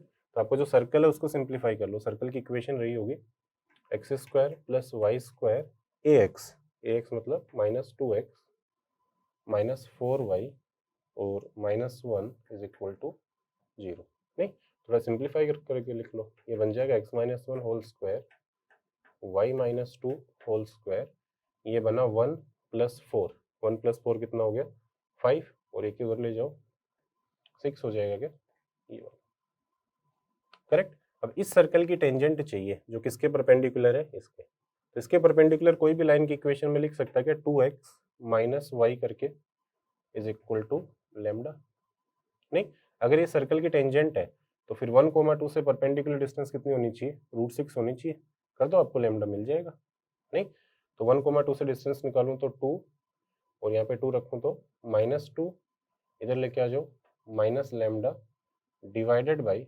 √, ये कितना हो गया 4 + 1 5, इसकी वैल्यू रहनी चाहिए कितनी √6, नहीं तो लैम्डा आपका यहाँ से आ जाएगा, मोड हटा दो, ±√30, करेक्ट। तो इक्वेशन रही होगी 2x minus Y is equal to ±√30। अभी भी सवाल खत्म नहीं हुआ है, इसकी ओरिजिन से डिस्टेंस पूछिए आपसे, नहीं तो ओरिजिन से डिस्टेंस निकालोगे तो 0 -0 कोई फर्क नहीं पड़ रहा, प्लस माइनस ले लो, √30 डिवाइडेड बाई √5 का मोड, ये आ जाएगी √6, ये आपको दे रखा है किसमें, ऑप्शन 1 में, नहीं ठीक है। तो इस सवाल को भी बोल सकते हो कि हाँ ये सवाल भी मॉडरेट है, क्योंकि कैलकुलेशन ही है खाली, बाकी सवाल समझने वाले पार्ट से तो आसान है। नेक्स्ट 15 जो सवाल है परम्यूटेशन कॉम्बिनेशन से है, आपको एक रेक्टेंगल दे रखा है और बोला रेक्टेंगल की साइड में इधर 5 पॉइंट्स हैं, इस वाली साइड पे इधर 7 है, इधर 6 है, इधर 9 पॉइंट्स हैं, ठीक है। तो आपको अल्फा और बीटा कुछ गिवन है वैल्यू, अल्फा है नंबर ऑफ ट्रायंगल जिनके वर्टाइसेस डिफरेंट साइड पे रहे, मतलब एक वर्टेक्स यहाँ एक यहाँ एक यहाँ, ऐसे कितने ट्रायंगल बने होंगे, नहीं तो कैलकुलेट कर लो, एक वर्टेक्स यहाँ है तो 5 में से 1 चूज करने का तरीका 5, लेट्स से एक वर्टेक्स यहाँ एक यहाँ एक यहाँ है, तो 5c1 7c1 6c1, एक तो ये बना होगा, प्लस इन तीनों पे भी हो सकता है, यहाँ से शुरू कर लो, ये हो जाएगा 7 6 9, यहाँ से शुरू करो 6 9 5, और लास्ट यहाँ से शुरू करो 9 5 7, यही तो रहे होंगे, करेक्ट। तो कैलकुलेट कर लोगे, ये जो वैल्यू आती है 1173। सिमिलरली बीटा निकाल लूंगा, बीटा निकालने के लिए क्या बोल रहे हैं, बीटा बोल रहा है नंबर ऑफ क्वाड्रिलेटरल है जिनके लिए सेम वर्टाइसेस जो डिफरेंट साइड पे रहे होंगे, तो क्वाड्रिलेटरल के तो हर साइड से एक पॉइंट चूज करना पड़ेगा, नहीं कितने बन जाएंगे 5 × 7 × 6 × 9 and this comes out to be 1890, कर लोगे तो बहुत आसान सा ही काम है, आपसे पूछ लिया बीटा माइनस अल्फा बता दो क्या रहा होगा, ले लोगे डिफरेंस, नहीं तो डिफरेंस जो लेते हैं वैल्यू आती है 717, जो कि गिवन है क्वेश्चन नंबर ऑप्शन नंबर 2 में, करेक्ट। तो ये भी बहुत आसान सा ही सवाल है, परम्यूटेशन कॉम्बिनेशन में सिलेक्शन का ही सवाल है, बस थोड़ा सा ज्योमेट्री उसने लगा दिया कि हाँ ज्योमेट्री भी आसान वाला है, मुश्किल नहीं है, कि ट्रायंगल जब बनाओगे हमेशा एक साइड छोड़ोगे क्या, तो पहले इसको छोड़ दो, इन तीनों से ले लो, फिर इसको छोड़ दो, फिर इसको छोड़ दो, लास्ट इसको छोड़ दो, तो सारे केस आपको काउंट करने हैं बस, करेक्ट। नेक्स्ट जो सवाल है वो 3D से है, और इस सवाल को देख के भी बोल सकते हो कि हाँ जेई ने यहाँ अच्छा सवाल बनाया है, क्योंकि देख के लग रहा है कितना भयानक है। आपको एक प्लेन की इक्वेशन फाइंड आउट करनी है जो इन 3 पॉइंट से पास कर रहा है, एक्स वाई जेड उसके ऊपर कोई पॉइंट है, तो इस एक्सप्रेशन की वैल्यू बता दो क्या रही होगी। नहीं, तो इस एक्सप्रेशन को देख के तो ऐसा लग रहा है कि सवाल छोड़ो आगे बढ़ो, नहीं, लेकिन अगर आप सोल्व करोगे तो आपको पता चलेगा कि नहीं ये कुछ भी नहीं है, फालतू है। इन तीनों पॉइंट से पास करने वाले प्लेन की इक्वेशन तो बहुत आराम से लिख लोगे। क्या लिख दूं, X plus Y plus Z, ये रिलेशन आ जाएगा तीनों पॉइंट के लिए। नहीं, अभी जो वैल्यू दे रखी है x-11, y-19, z-12, इन सबको ऐड करें तब भी यही बन रहा है। इसको ऐसे भी लिख के देख लो, x-11 plus y-19 plus z-12, ये 0 आएगा। नहीं, इन तीनों का सम कितना बनेगा, 42 ही बनेगा। करेक्ट। तो बस ये ट्रिक था, इसमें और कुछ नहीं है। इसको अगर मैं a मान लूँ, इसको b मान लूँ, इसको c मान लें, तो a प्लस बी प्लस सी कितना दे रखा है आपको, 0 दे रखा है। फिर देखो जो एक्सप्रेशन है कितनी आसान बन जाएगी। ये तो बन गया a अपॉन, ये हो गया b square C square plus b upon a square C square c upon a square B square minus x plus Y plus z तो कितना है 42 अपॉन 14 ए बी सी तो है। करेक्ट। यहाँ पे एलसीएम ले लूँ क्या, एलसीएम आ जाएगा a square B square C square, तो ये बनेगा a cube plus b cube plus c cube minus ये हो जाएगा 3 अपॉन ए बी सी। ठीक है। हाँ, ये अगर दिया ही है a plus b plus c 0, इसीलिए अगर a plus b plus c 0 है तो a cube plus b cube plus c cube क्या रहा होगा, 3 ए बी सी तो रहा होगा। तो 3 A B C divided by A square B square C square minus 3 upon A B C, ये तो कट गया क्या, नहीं, तो उसने आंसर भी खुद ही दिया था। एक्सप्रेशन में जो दिया है उसका काम यही है, खाली वो बार बार घूम रहा है और आंसर कितना हो गया 3। नहीं तो आंसर 0 भी बना सकता था, एक ऑप्शन 0 भी दे रखा है, और बहुत सारे बच्चे करके भी आए होंगे 0 देख के। किसमें दिया है, ऑप्शन नंबर 3 में दिया है। करेक्ट। तो इजी तो नहीं बोलूंगा मैं, मॉडरेट बोलूंगा। सवाल तो मैं पहले ही बोल चुका हूँ कि सवाल तो आसान है, लेकिन ये जो बनावट है ना सवाल की, इसको देख के जरूर कई बच्चों ने छोड़ दिया होगा। नेक्स्ट क्वेश्चन नंबर 17 जो डिफरेंशियल इक्वेशन का सवाल है, और डिफरेंशियल इक्वेशन में भी कौन सी, लीनियर डिफरेंशियल इक्वेशन। y के अंदर लीनियर डिफरेंशियल इक्वेशन ही बन रही है। नहीं, कर लो सॉल्व बहुत आराम से। इंटीग्रेटिंग फैक्टर क्या हो जाएगा, इंटीग्रेटिंग फैक्टर हो जाएगा a to the power integration 10x dx, ये बन जाएगा a to the power sec ln sec x, तो क्या बचेगा सिंपली सेकेंड x। नहीं, सॉल्यूशन हो जाएगा y into sec x is equal to integration sine x into sec x which is 10x only. Correct. 10x का integration वापस से क्या हो जाएगा ln sec x plus c। Correct. c निकालने के लिए कंडीशन दे रखी है कि x 0 है तो y भी 0 है, तो x 0 है तो 1 बन गया, ये 0 बन गया, ये 1 बनेगा 0, तो c की वैल्यू 0 आती हुई दिख गई क्या। करेक्ट। तो y आपका रहा होगा, इसको लिख सकते हो ln sec x upon sec x या cos x into ln sec x, जो भी आप लिखना चाहो। आपसे क्या पूछा है, y ऑफ पाई बाई 4 पूछा है, तो पाई बाई 4 रख दूं तो sec पाई बाई 4 कितना, √2, ये बन गया ln √2 अपॉन √2। करेक्ट। थोड़ा सा सिंप्लीफाई कर दो, इसको 2 की पावर 1/2 लिख दूंगा, उसको पहले लेके आ जाओ, तो यहाँ तो बनेगा ln 2 1/2 से मल्टीप्लाई कर दें तो 2√2। ये दे रखा आपको किसमें, ऑप्शन 1 में ही दे रखा है। करेक्ट। तो डिफरेंशियल इक्वेशन में बहुत आसान सा सवाल है। लीनियर डिफरेंशियल इक्वेशन तो हम बार बार बोलते हैं कि इससे बहुत सारे सवाल आते हैं, प्रैक्टिस भी रहती है, बच्चों की प्रैक्टिस भी रहती है एलडी की। तो नेक्स्ट जो सवाल है वो कंटिन्यूटी का सवाल है। आपको एक फंक्शन दे रखा है एफ और बोल रखा है कि एफ कंटिन्यूस है, तो अल्फा की वैल्यू फाइंड आउट करनी है। नहीं, तो एफ अगर कंटिन्यूस है तो एफ ऑफ 0, 0 माइनस 0 प्लस सब बराबर रहने चाहिए क्या। तो 0 पे वैल्यू तो दे रखी है, 0 पे वैल्यू तो कितनी है, अल्फा। अब यहाँ थोड़ी सी गड़बड़ करते हैं बच्चे, यहाँ 0 प्लस और 0 माइनस अलग से नहीं निकालते हैं, जबकि निकालना चाहिए। क्यों, क्योंकि फ्रैक्शन पार्ट x जो है वो 0 के आसपास अलग बिहेव करता है। नहीं, तो अगर फ्रैक्शन पार्ट 0 के आसपास अलग बिहेव करता है तो 0 माइनस पे पहले वैल्यू निकालो। 0 माइनस पे कैसे निकालेंगे, limit x tends to 0 minus, और 0 माइनस में फ्रैक्शन पार्ट किसको टेंड करता है, 0 से माइनस का फ्रैक्शन पार्ट तो 1 होता है वैसे तो। नहीं, और बनेगा क्या, x प्लस 1। करेक्ट। तो 1 को टेंड करता है, मतलब मैं इसके पूरे को लिख रहा हूँ कोस inverse 1 minus fraction part x का स्क्वायर डिवाइडेड बाई, यहां से फ्रैक्शन पार्ट एक्स कॉमन ले लूं क्या बचेगा 1 माइनस फ्रैक्शन पार्ट एक्स का स्क्वायर, फैक्टर बना दो 1 plus fraction part x 1 minus fraction part of x, ये बचा होगा, ये ब्रैकेट है नॉर्मल, और ऊपर ऊपर क्या है sine inverse 1 minus fraction part of x. नहीं तो 0 माइनस पे अगर ये 1 को टेंड कर रहा है तो फिर ये 0 को टेंड कर रहा है क्या, तो sine inverse theta upon theta, ये तो कितना हो जाएगा 1 हो जाएगी लिमिट, तो नहीं इसमें 1 रख दें तो कोई दिक्कत नहीं है, cos इनवर्स 0 बना, ये 2 बन गया, और ये कितना बना 1, नहीं तो cos इनवर्स 0 कितना π/2 और 2 ये हो गया, वैल्यू कितनी आ गई π/4, तो f ऑफ 0 माइनस तो आपका रहा होगा π/4।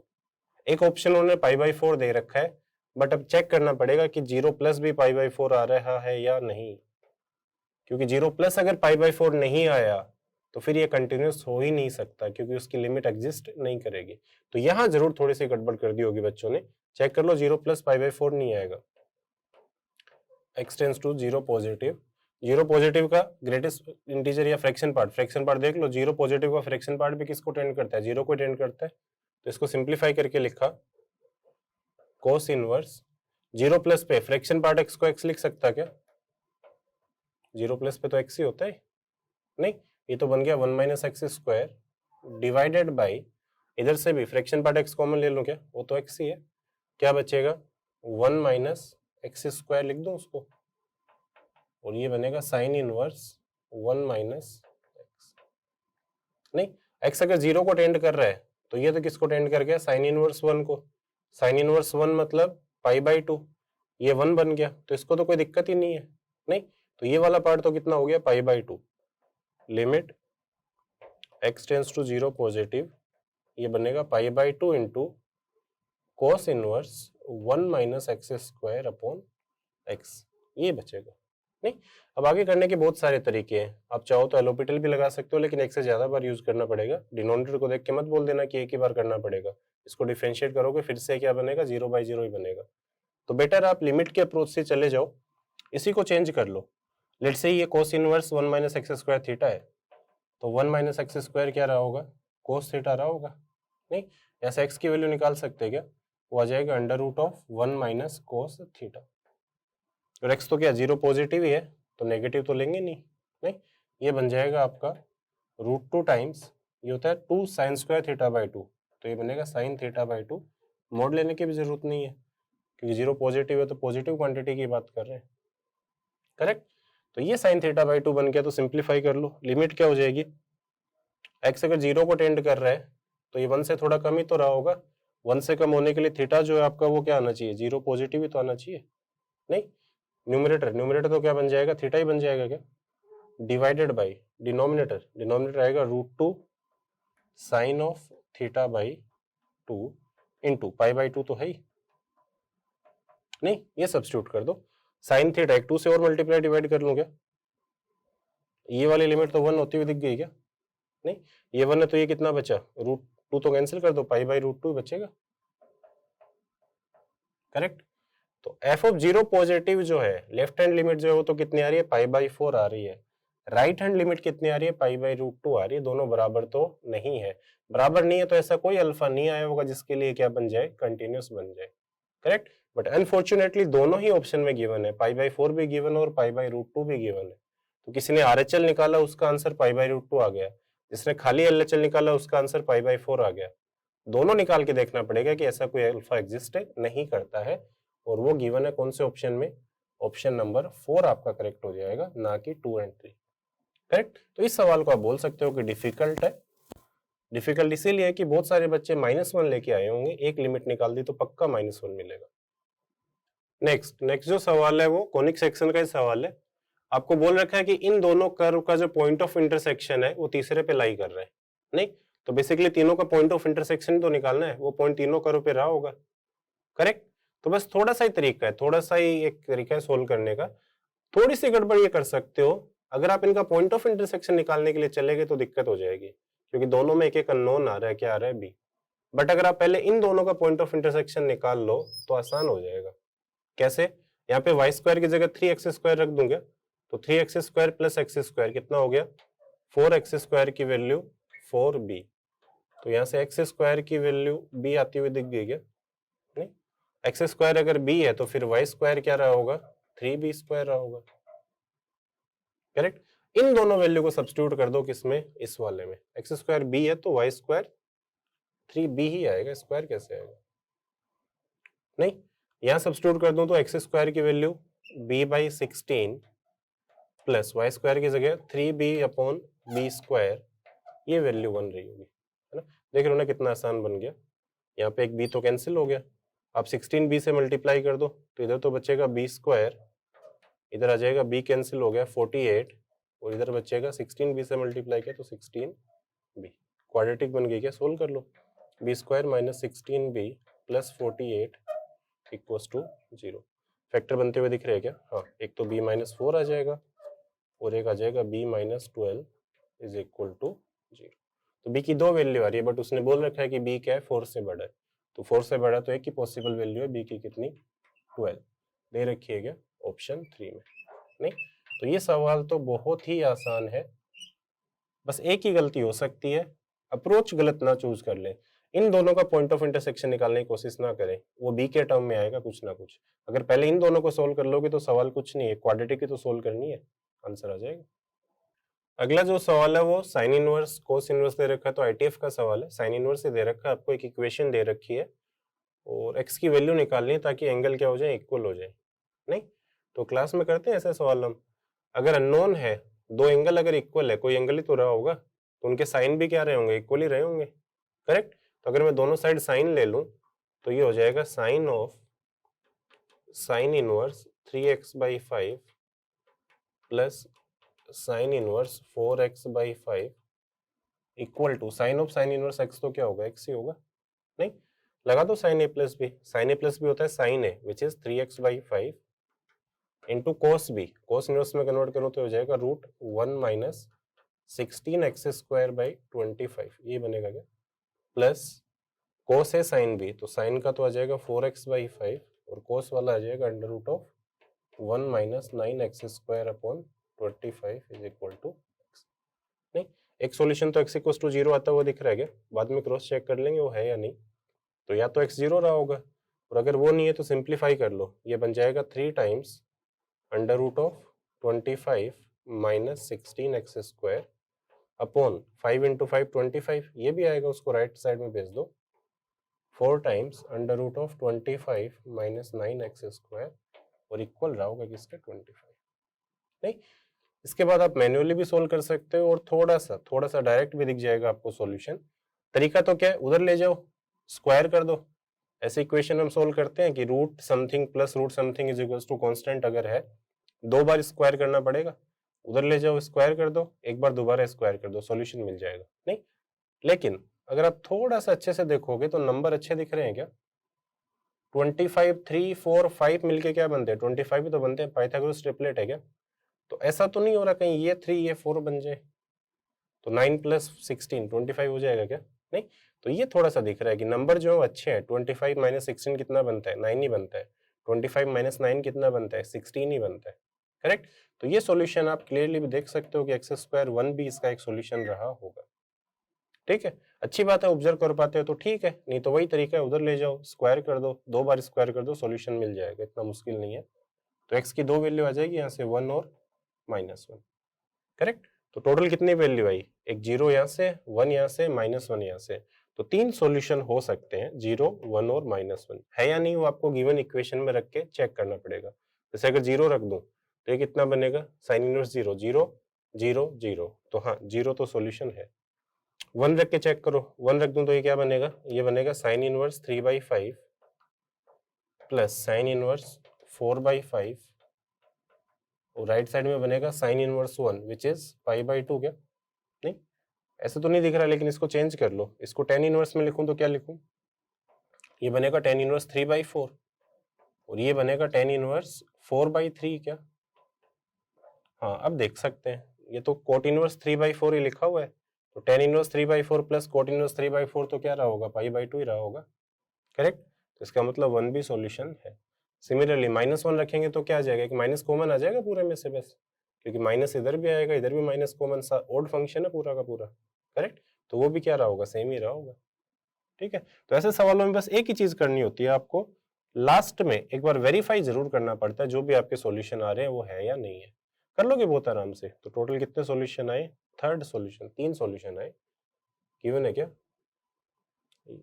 कौन से ऑप्शन में गिवन है, भी ऑप्शन नंबर 3 में गिवन है, ये आपका आंसर है, ठीक है। तो इस सवाल को भी आप बोल सकते हो मॉडरेट है, क्योंकि कैलकुलेशन ये तो ऑब्जर्व हो गया, नहीं होता तो कैलकुलेशन थोड़ी मुश्किल होती है, उसको उधर ले जाओ 2 बार स्क्वायर करो तब जाके आपको आंसर मिलता। फिर ये तो चलो ठीक है, तीनों की तीनों सॉल्यूशन सेटिस्फाई कर रहे हैं, बट हर बार तीनों की तीनों सॉल्यूशन सेटिस्फाई करे ऐसा जरूरी नहीं है, आपको वेरीफाई करना पड़ता है। तो वेरीफाई तो यहाँ भी करना पड़ा है, बट यहाँ तीनों के तीनों आंसर आपको मिल गए, करेक्ट। अब आते हैं सेक्शन बी पे।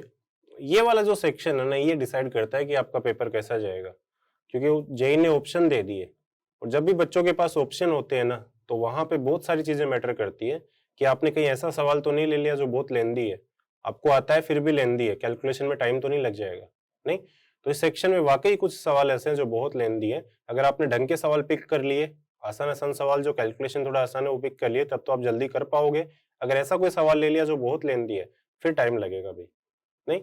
देखते हैं अभी 1 बाय 1 करके। जैसे पहला ही सवाल है ये बहुत लेंदी सवाल है, करना कैसे सबको पता है, क्योंकि क्लास नोट में करते हैं, क्वाड्रेटिक अपन बाई क्वाड्रेटिक का एक ही तरीका है करने का। कैसे, पहले तो अलग अलग कर दो दोनों को।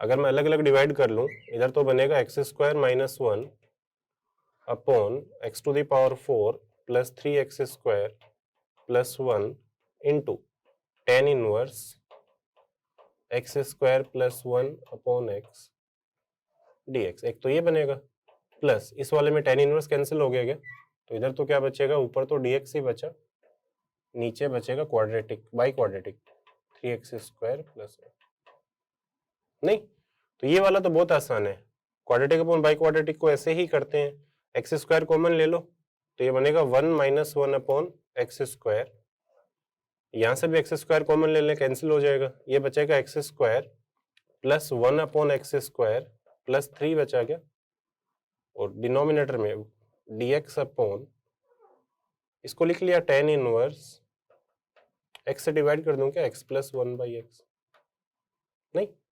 सेम काम यहाँ पे अगर डिनोमिनेटर में बाई क्वाड्रेटिक है तो ऊपर क्वाड्रेटिक बनाओ, एक्स स्क्वायर प्लस 1 या एक्स स्क्वायर माइनस 1 ऐसा बनाओ, नहीं। उसके लिए क्या किया, 2 से मल्टीप्लाई डिवाइड कर दिया, उस 2 को लिख लिया x square plus 1 minus x square minus 1। इतना कोई मुश्किल नहीं है, सबको पता है कि यहाँ ये कैसे सिंप्लीफाई करते हैं, क्योंकि एक ही तरीका है इंटीग्रेशन में, क्वाड्रेटिक बाई क्वाड्रेटिक को करने का एक ही तरीका है, क्वाड्रेटिक अपन बाई क्वाड्रेटिक जहां भी हो यही तरीका, अब उसके ऊपर x square plus 1 x square minus 1 बनाओ, करेक्ट। सिंप्लीफाई कर लो थोड़ा सा और, इंटीग्रेशन ये 1 माइनस 1 अपॉन एक्स स्क्वायर, इधर भी x प्लस 1 बाई एक्स बनाऊं क्या, क्योंकि उसी का डेरिवेटिव है, तो डिनोमिनेटर को लिख सकते हो x प्लस 1 बाई एक्स का होल स्क्वायर, और कितना बचेगा, 2 यूज कर लिया तो plus 1 into dx upon tan inverse x plus 1 by x, ये बचा क्या, करेक्ट। प्लस ये वाला भी, इसको भी अलग अलग करोगे तो 1 बाई 2, एक्स स्क्वायर कॉमन ले ले तो ये तो बन जाएगा 1 प्लस 1 अपॉन एक्स स्क्वायर, नहीं, और माइनस 1 बाई 2, इधर बचेगा 1 minus 1 upon x square dx, correct. तो इसके नीचे तो क्या चाहिए, x प्लस 1 बाई एक्स, तो इसको तो x प्लस 1 बाई एक्स के स्क्वायर, x माइनस प्लस ऊपर है तो नीचे माइनस, इसके स्क्वायर में लिखूं तो ये बनेगा X square plus 1 by x square minus 2, यहाँ पे कितना बचेगा, 3 बचेगा, तो 3 बचेगा तो माइनस 2 कर दें तो 5 हो गया क्या, रूट 5 का होल स्क्वायर, नहीं। और इधर इधर क्या बचेगा, ये बनेगा एक्स स्क्वायर प्लस 3 प्लस 1, तो इसको लिखो x प्लस 1 बाई एक्स का होल स्क्वायर, नहीं, और प्लस 1 ही बचेगा, करेक्ट। सारा इंटीग्रेट हो जाएगा, सब इंटीग्रेबल है, इसी का डेरिवेटिव लिखा हुआ है क्या पूरा जो भी है, tan inverse x plus 1 by x का डेरिवेटिव क्या बनेगा, टेन इनवर्स का बनेगा 1 upon x plus 1 by x का whole square into x plus 1 by x का ये लिखा हुआ है, नहीं। तो इसका इंटीग्रेशन तो बनेगा ln of tan inverse of X plus 1 by x, उसको लिख सकते हो x square plus 1 upon x, इसका तो ये बन गया, प्लस 1/2, ये वाला भी इसका डेरिवेटिव लिखा हुआ है क्या, तो 1 upon a square plus x square जैसा ही तो है, a square plus x square, नहीं तो 1 upon a square plus x square बनता है 1/a tan inverse x by a, तो ये बन जाएगा 1/a, ए कितना है √5, तो 2√5 tan इनवर्स x बाई ए, और x कितना है x माइनस 1/a, ए कितना है √5, ठीक है, तो इसको लिख सकते हो x माइनस 1/x, और ये कितना हो जाएगा, √5 से डिवाइड करूंगा तो 1/√5 कर लो, क्योंकि सिंप्लीफाई करके उसने ऐसा ही दिया हुआ है, और इसको भी लिख सकते हैं एक्स स्क्वायर माइनस 1, करेक्ट, √5 है वो, और लास्ट वाला -1/2, ये क्या लिखा हुआ, इसी का डेरिवेटिव है क्या, तो डायरेक्टली बन जाएगा tan इनवर्स ये पूरा विच is X square plus 1 upon x plus integration constant c, ठीक है, तो लेंदी है, सिर्फ कैलकुलेशन है, सिर्फ कैलकुलेशन, लेकिन सबको पता है कि कैसे क्या करना है, करेक्ट।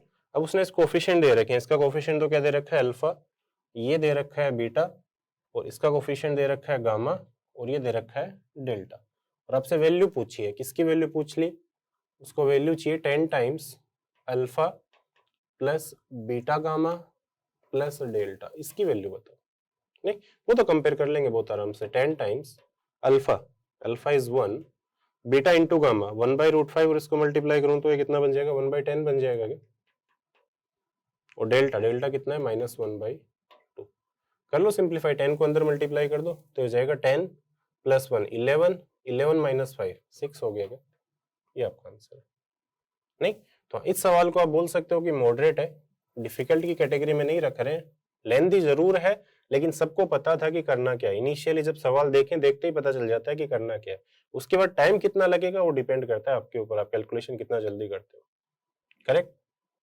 नेक्स्ट जो सवाल है वो एसओटी का भी है ना, एसओटी जेईई मेन के सिलेबस में तो नहीं है, लेकिन एक दो पेपर में एसओटी के सवाल भी पूछे गए हैं, बट सवाल बहुत आसान है, अगर आप थोड़ा सा पढ़ के गए हो तो ये सवाल कर लेना चाहिए था। क्या दे रखा है, एक ट्रायंगल है ए बी सी, उसकी दो साइड दे रखी है, AC 12 है, AB 5 है, और एरिया दे रखा है कितना है 30 है, तो अगर मैं बीच का एंगल थीटा ले लूं, ये वाला सपोज ये एंगल थीटा है, तो डेल्टा को कैसे लिख सकते हो, हाफ AB साइन थीटा, तो 5 इंटू 12 इंटू साइन थीटा, वो कितना दे रखा है 30, नहीं तो ये बन गया 30 बन गया, साइन थीटा कितना रहा होगा यहाँ से 1 रहा होगा, तो साफ साफ दिख रहा है कि थीटा कितना है π/2 है, तो जो ट्रायंगल बना होगा राइट एंगल ट्रायंगल बना होगा क्या, फिर ये कितनी होगी 13, तो वैल्यू को देख के पता चल जाएगी 5 12 13 कहीं यूज तो नहीं हो रहा, करेक्ट।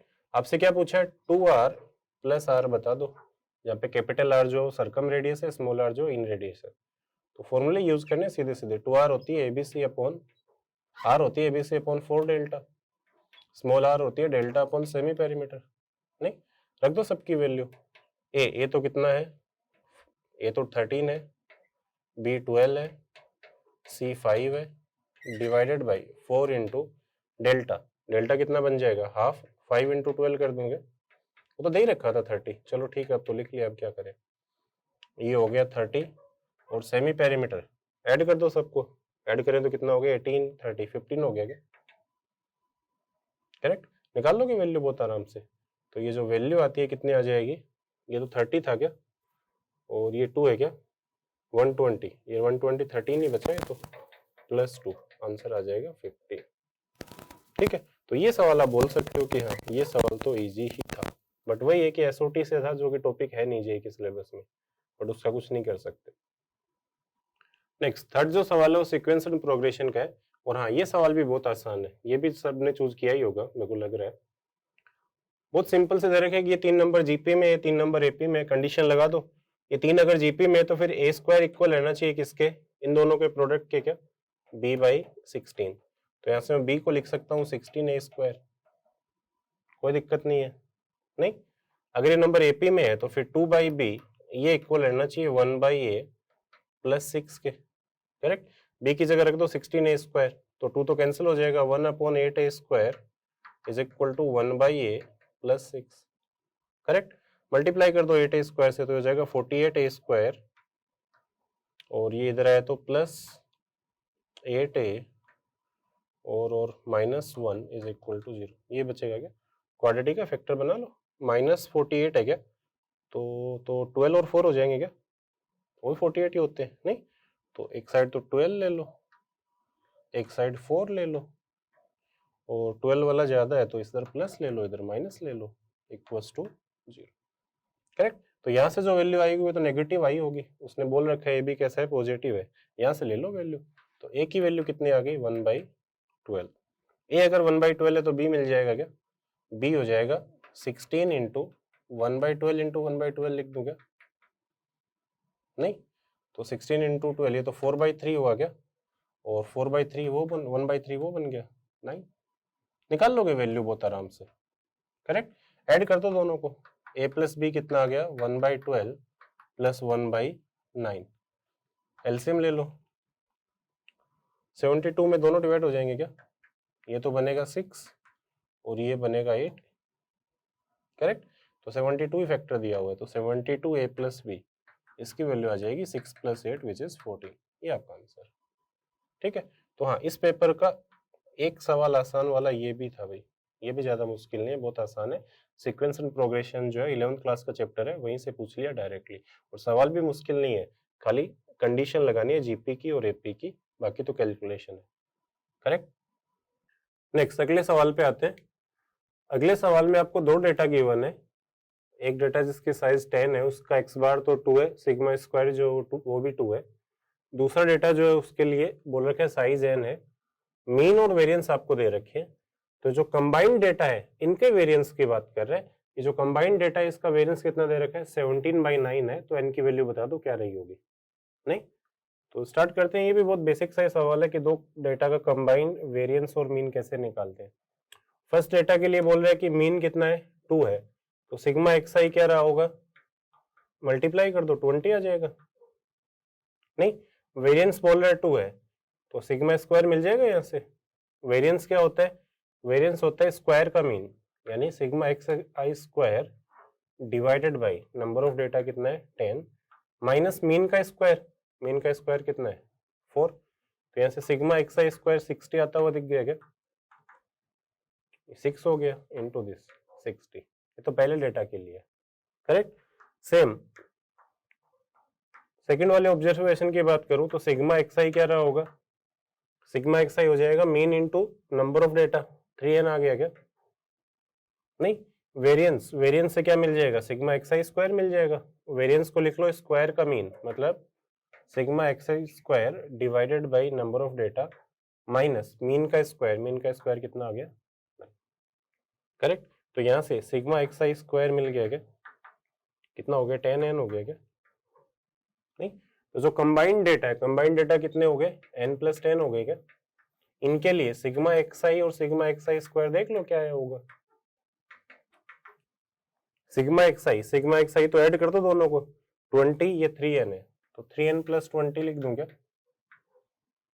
नहीं, सिग्मा xi स्क्वायर, इन दोनों को ऐड कर दो, इन दोनों को ऐड करें हो गया 10n + 60। करेक्ट? तो कंबाइंड का जो वेरिएंस है वो कितना है? 17/9 है। ये हो जाएगा स्क्वायर का mean 10n + 60 divided by number of data which is n+10 minus mean का स्क्वायर। मीन कैसे आ जाएगा? सिग्मा xi तो ये है, और टोटल डेटा कितना है? n+10। नहीं, बस कर लो सिंप्लीफाई, n में क्वाड्रेटिक बनेगी, सोल्व हो जाएगा। करेक्ट? तो यहाँ से जो n की वैल्यू आती है वो कितनी आती है? 5। ये आपका आंसर है। तो इस सवाल को आप बोल सकते हो कि हाँ ये भी मॉडरेट ही है, मॉडरेट भी और कैलकुलेशन की वजह से ही है। बाकी ऐसे सवाल हम क्लास में करते भी हैं और बच्चों को बोलते भी हैं कि जेईई में ऐसे ही सवाल पूछे जाते हैं कि दो अलग अलग डेटा है, उनका कंबाइंड मीन कैसे निकालते हैं, कंबाइंड वेरिएंस कैसे निकालते हैं, ये आपको आना चाहिए। करेक्ट? नेक्स्ट अगला जो सवाल है वो मैट्रिसेस से है। आपको दो कॉलम मैट्रिक्स दे रखी है, ए और बी ऑर्डर 2 की, 2x1 की कॉलम मैट्रिक्स है, और एक मैट्रिक्स एक्स दे रखी है 2x2 की, और रिलेशन बोल रखा है कि ए जो है वो x टाइम्स बी है। तो फिर इसकी value a1 square plus a2 square जो उसके एलिमेंट है, अगर ये 2/3 है b1 square plus b2 square का, के की हर एक वैल्यू के लिए, तो के का मान बताओ क्या होगा? के की वैल्यू निकालनी है। करेक्ट? तो बस आपको तो यही रिलेशन यूज करना है, ये जो रिलेशन गिवन है ये यूज कर लो। ए तो क्या है, A1 A2 यही रहा होगा, is equal to x times B कर दूंगे, इसको b से मल्टीप्लाई करेंगे तो first row first column multiply होगा तो क्या आएगा 1/√3, तो सबके साथ आएगा नहीं, first row first column multiply होगा तो आएगा B1 minus B2, second row first column multiply होगा तो आएगा B1 plus K times B2, ये बनेगा। और दो मैट्रिसेस अगर इक्वल है तो उनके एलिमेंट भी क्या रहे होंगे, इक्वल ही रहे होंगे, कंपेयर कर लो। तो यहाँ से A1 तो आ गया 1/√3 B1 माइनस B2 और A2 आपका आ जाएगा 1/√3 B1 plus K times B2। नहीं, स्क्वायर करके ऐड कर दो, स्क्वायर करके ऐड कर दे तो A1 square plus A2 square, ये तो हो जाएगा 1/3 इंटू ये बनेगा B1 minus B2 whole square plus B1 plus K times B2 whole square, ये बनेगा। नहीं, इसकी वैल्यू आपको दे रखी है कि ये जो वैल्यू है किसके बराबर है, 2/3 of B1 square plus B2 square, यही है। नहीं तो 3 कैंसिल कर दो, इधर तो बचा 2 times B1 square plus B2 square, ये इक्वल रहा होगा किसके, B1 minus B2 whole square plus B1 plus K times B2 whole square के। नहीं तो क्लियरली देख रहे हैं कि B1 B2 वाला टर्म नहीं आना चाहिए, K की वैल्यू कितनी रहनी चाहिए, 1 रहनी चाहिए। K अगर 1 हो गया तो ये सिंप्लीफाई हो गया minus 2B1 B2 plus 2B1 B2, वो तो कैंसिल हो जाएगा, ये बचेगा।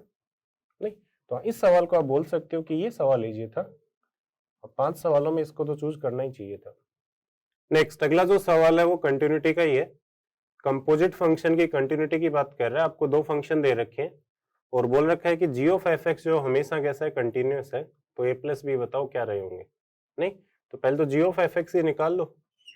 जी ऑफ एफ एक्स कैसे निकालें, जी के अंदर एक्स को रिप्लेस कर दो किससे, एफ एक्स से, तो ये बन जाएगा एफ एक्स प्लस 1 और ये हो जाएगा F X minus 1 whole square plus B. कब, जब एफ एक्स छोटा रहा होगा 0 से, ये होगा जब एफ एक्स बड़ा या बराबर है 0 से। नहीं तो आपको बस ये देखना है कि एफ एक्स नेगेटिव कब है, 0 या पॉजिटिव कब है। करेक्ट, तो एफ एक्स का ग्राफ अगर मैं बनाऊं तो 0 के आगे तो क्या है, मोड ऑफ एक्स माइनस 1 ही है। नहीं तो ये तो 0 पे तो कितना बना होगा, 1 बना होगा, 1 पे 0 रहा होगा, ये ग्राफ तो ऐसा कुछ बन जाएगा, ये तो 1 आया। करेक्ट, और 0 पे वैल्यू भी कितनी मिली, 1 मिली। नहीं और 0 के पहले लाइन है क्या 1 स्लोप की, 0 पे वैल्यू कितनी आ रही है, ए आ रही है।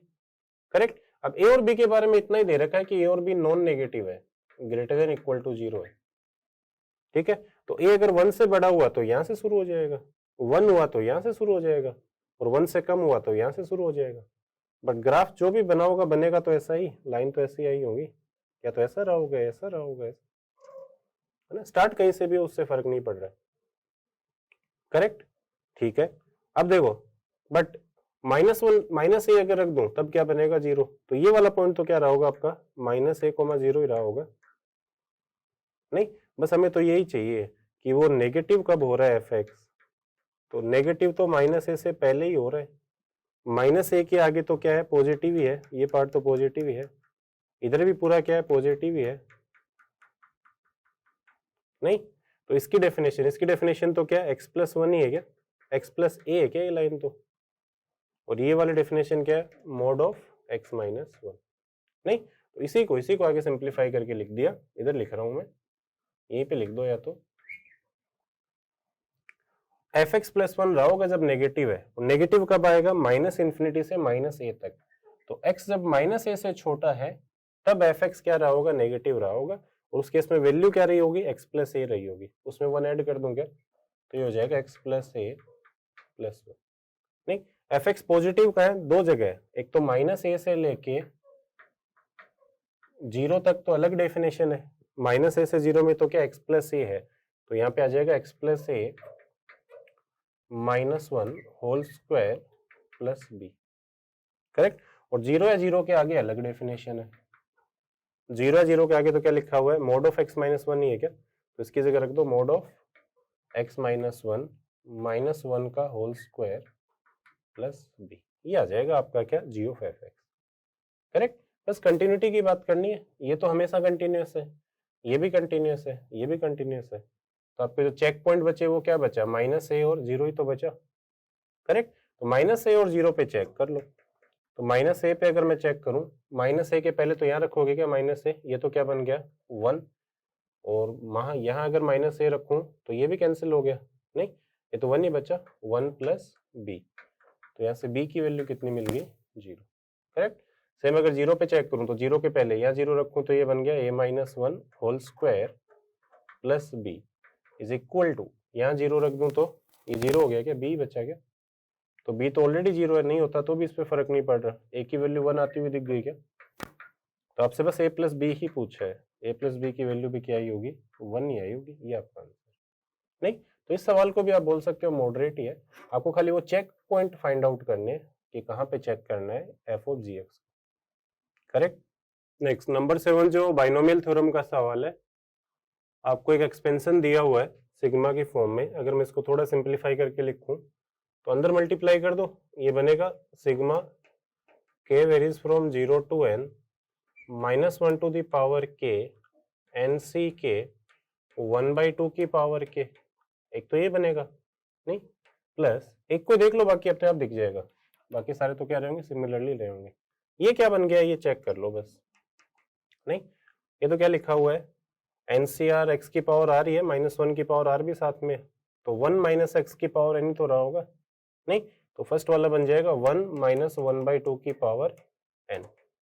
सिमिलरली नेक्स्ट वाला बन जाएगा 1 माइनस 3/4 की पावर एन, ऐसे ही लिखा हुआ है, कहां तक, लास्ट बन जाएगा 1 माइनस 31/32 की पावर एन।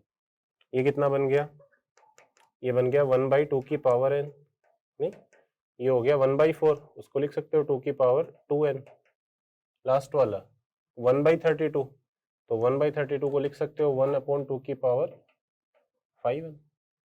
करेक्ट। जीपी दिख गई क्या, जीपी का सम ही आपको निकालना है, तो नंबर ऑफ टर्म तो कितने हैं 5, फर्स्ट टर्म क्या है 1/2 की पावर n, तो सम हो जाएगा 1/2 की पावर n, आर कितना, वो भी 2 की पावर n ही है, की power 5 -1 upon 1/2 to the power n -1, कर लोगे ये तो। करेक्ट। थोड़ा सिंप्लीफाई कर लो, आपको क्या निकालना है, आपको तो 63a निकालना है, तो 63 से मल्टीप्लाई कर दूं तो 63a हो जाएगा, यहाँ से 63 डिवाइडेड बाई 2 की पावर n, और यहाँ से आएगा 2 की पावर 5n, ये 2 की पावर n तो कैंसिल हो गया क्या, क्या बचेगा 2 टू द पावर 5n ही बचेगा, नहीं और यहाँ से इधर बचेगा 1 माइनस 2 की पावर 5n, और नीचे आएगा 1 minus 2 to the power n। Correct. अब थोड़ा सा और सिंप्लीफाई कर दो, इस वाले को उधर लिया, इसको डिवाइड कर दिया, तो 63 डिवाइडेड बाई 2 की पावर n -1 लिख दूं क्या, इसको माइनस से ऊपर नीचे मल्टीप्लाई करके, इनटू इसको लिखेंगे 2 की पावर 5n -1, और 2 की पावर 5 से डिवाइड करूं तो 1 -1 अपॉन 2 की पावर 5n, यही बचेगा। नहीं ये आपको दे रखा है किसके इक्वल है, ये वाली क्वांटिटी दे तो रखी है 1 -1 अपॉन 2 की पावर 30, इसके इक्वल है, नहीं तो क्लियरली दिख रहा है कि n की वैल्यू 6 रही होगी, नहीं n 6 रहेगा तभी तो 30 बनेगा, इसको और चेक कर लो, n अगर 6 है तो 64 हुआ क्या, 63 बना गया, ये कैंसिल हो गया। करेक्ट। तो इस सवाल को भी आप बोल सकते हो कि मॉडरेट ही है, जो बाइनोमियल एक्सपेंशन गिवन है वो 1 माइनस एक्स की पावर n को ही यूज किया है खाली, बस आपको सिंप्लीफाई करना है, एक जीपी है उसका सिग्मा यूज करो, आंसर मिल जाएगा। नेक्स्ट जो सवाल है वो भी 3D से ही है, और 3D से भी बहुत ही बेसिक सा सवाल है जो क्लास में हम लोग करते ही हैं। एक पॉइंट की एक प्लेन से डिस्टेंस निकालनी है, एक पॉइंट है 1 -2 3, इसकी इस प्लेन से डिस्टेंस निकालनी है, प्लेन भी आपको गिवन है बट परपेंडिकुलर डिस्टेंस नहीं, इस लाइन के पैरेलल, लेट्स से लाइन ये वाली है, तो आपको इसके पैरेलल डिस्टेंस बतानी है क्या रही होगी, इस पॉइंट को बी बोल रहा हूँ, तो ये डिस्टेंस ए बी जो है ये बता दो। करेक्ट। तो बहुत सारे तरीके हैं करने के, एक तो वही है कि इस लाइन के पैरेलल लाइन लिख लो जो इस पॉइंट से पास कर रही है, प्लेन के साथ सोल्व कर लो, क्या मिल जाएगा, बी मिल जाएगा। नहीं, दूसरा तरीका क्या है, परपेंडिकुलर डिस्टेंस आप निकाल सकते हैं क्या, इस पॉइंट की इस प्लेन से परपेंडिकुलर डिस्टेंस जो है डी, ये निकाल सकते हैं क्या। डी मिल गई तो ए बी को भी लिख सकते हैं डी के टर्म में। कैसे, पहले तो डी निकालो। डी जो रही होगी वो रही होगी इस पॉइंट से इस प्लेन की परपेंडिकुलर डिस्टेंस, तो मॉड ऑफ 1 -2 रखूं तो -4 और +3 रखूं तो -9 plus 10 divided by under root of 1 + 4 + 9 ही आया क्या, √14 हो गया क्या। नहीं, सिंप्लीफाई कर लो, डी हो जाएगा, ये कितना हो गया 11 और ये 13 हुआ क्या, नहीं तो कितना हो गया 2/√14। अब चाहो तो थोड़ा सा और सिंप्लीफाई करके लिख सकते हो, बट यही छोड़ दो क्योंकि अपने को बाद में सिंप्लीफाई तो करना ही है। ये डिस्टेंस आपको दे रखी है कि √7/√2 लिख रहा हूं, ये है। नहीं, अगर मैं इस एंगल को थोड़ी देर के लिए थीटा बोल दूं, ये एंगल थीटा है, तो प्लेन का जो नॉर्मल रहा होगा वो आपको गिवन है क्या, प्लेन के नॉर्मल को n लिख रहा हूं, तो वो तो गिवन ही है, क्या हो जाएगा i + 2j - 3k, करेक्ट। और लाइन के अलोंग कोई वेक्टर, ये पैरेलल है क्या इस लाइन के, तो लाइन का जो डायरेक्शन वेक्टर है वो तो नोन ही है, वो कितना है 3i।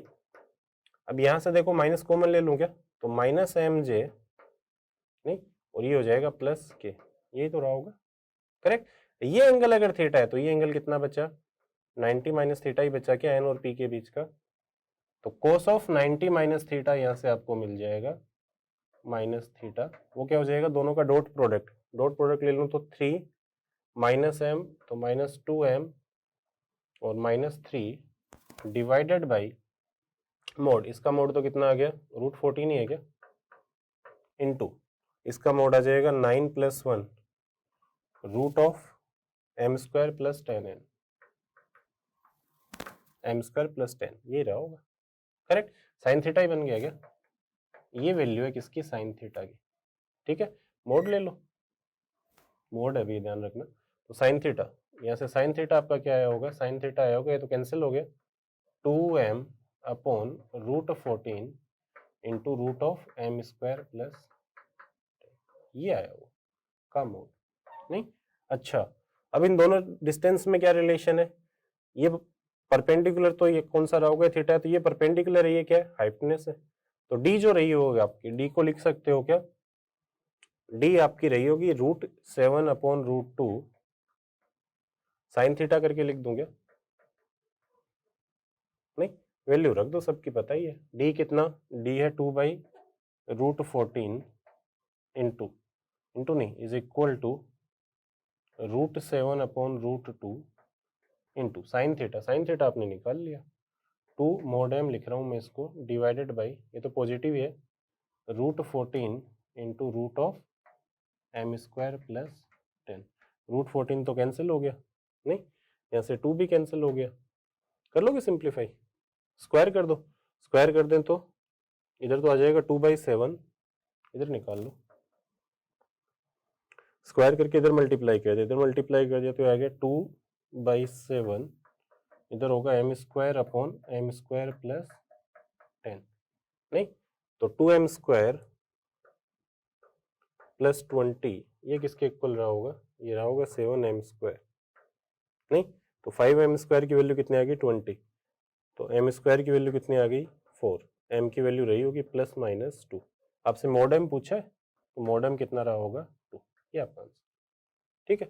तो ये सवाल भी आप बोल सकते हो कि मॉडरेट ही है, हाँ क्लास में करवाते हैं कि एक पॉइंट की प्लेन से डिस्टेंस परपेंडिकुलर नहीं किसी लाइन के पैरेलल कैसे निकालते हैं, तो वही तरीका है बस। नेक्स्ट क्वेश्चन नंबर 9 पे आते हैं। क्वेश्चन नंबर 9 में एक समेशन आपको दिया है लॉग का, जहाँ पे बेस जो है इसमें a⁴ है, 1/3 है, 1/6 है, नंबर सब में सेम है, करेक्ट। तो पहला काम तो यही करो कि बेस को सेम बनाओ, a⁴n अगर होती है लॉग में बेस में तो कैसे लेके आते हैं 1/n लिखते हैं क्या, नहीं तो 1/1/2 क्या हो जाएगा 2, ये हो गया log of x base a, ये हो जाएगा 3 log of x base a, ये हो जाएगा 6 log of x to the base a, ये हो जाएगा 11 log of x to the base a, एक सीरीज बनती हुई दिख गई क्या अप टू एन टर्म्स? नहीं, ऐड कर दो सबको, तो ये मिल जाएगा 2 + 3 + 6 + 11, ऐसे चल रहा है up to n terms. Log x to the base a तो कॉमन आ जाएगा। नहीं, तो बस आपको क्या करना है, सबसे पहले तो ये वाला सिग्मा फाइंड आउट करो। नहीं, ये सिग्मा हम अलग से फाइंड आउट कर लेते हैं।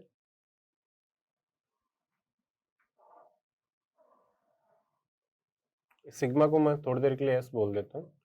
ये है 2 + 3 + 6 + 11 अप टू एन टर्म्स, ये लिखा हुआ है। नहीं, तो ऐसा सीरीज निकालने के लिए मान लो इसका nth टर्म क्या है, tn है, तो ये सिग्मा निकालने के लिए हम क्या करते हैं, इसी सीरीज को दोबारा लिखो एक टर्म आगे शिफ्ट करके, 2 + 3 + 6 ऐसे ही आया होगा लास्ट में tn। नहीं, तो इसके नीचे तो tn-1 आ जाएगा, अगला टर्म क्या रहा होगा, tn रहा होगा।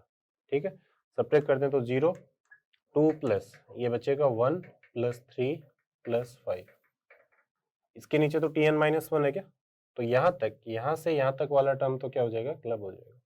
क्या बचेगा, tn माइनस tn, tn को इधर लेके आ जाओ, तो tn आपका हो जाएगा 2 प्लस, ओड का ही सिग्मा लिखा हुआ है क्या, बट नंबर ऑफ टर्म ध्यान रखना n नहीं है, कितने हैं, n-1।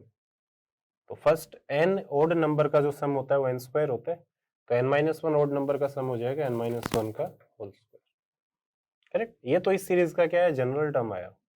अब जनरल टर्म से अगर आपको सिग्मा चाहिए तो सिग्मा निकाल दो इसका, सिग्मा 2 का तो सिग्मा हो जाएगा 2n। नहीं, इसका सिग्मा निकालोगे तो 1 रखने पे तो 0 ही आ रहा है, तो 1 रखेंगे तो 0, 2 रखूंगा तो 1, 1² + 2² से लेके कहाँ तक, n-1 का स्क्वायर ही तो आएगा, तो होता है n की जगह n-1, इसके अगला n, 2n + 1/6 होता है क्या, तो डबल कर दूं तो 2n - 2 और +1 करूं तो 2n - 1/6, कर लोगे इसको सिंप्लीफाई तो? नहीं, तो ये जो सिग्मा रहा होगा क्या कॉमन आ जाएगा, n/6 कॉमन ले लो, n/6 कॉमन ले लेंगे तो यहाँ से कितना बनेगा, 12 बनेगा क्या, नहीं, और n यहाँ से भी गया, ये तो बना 2n²,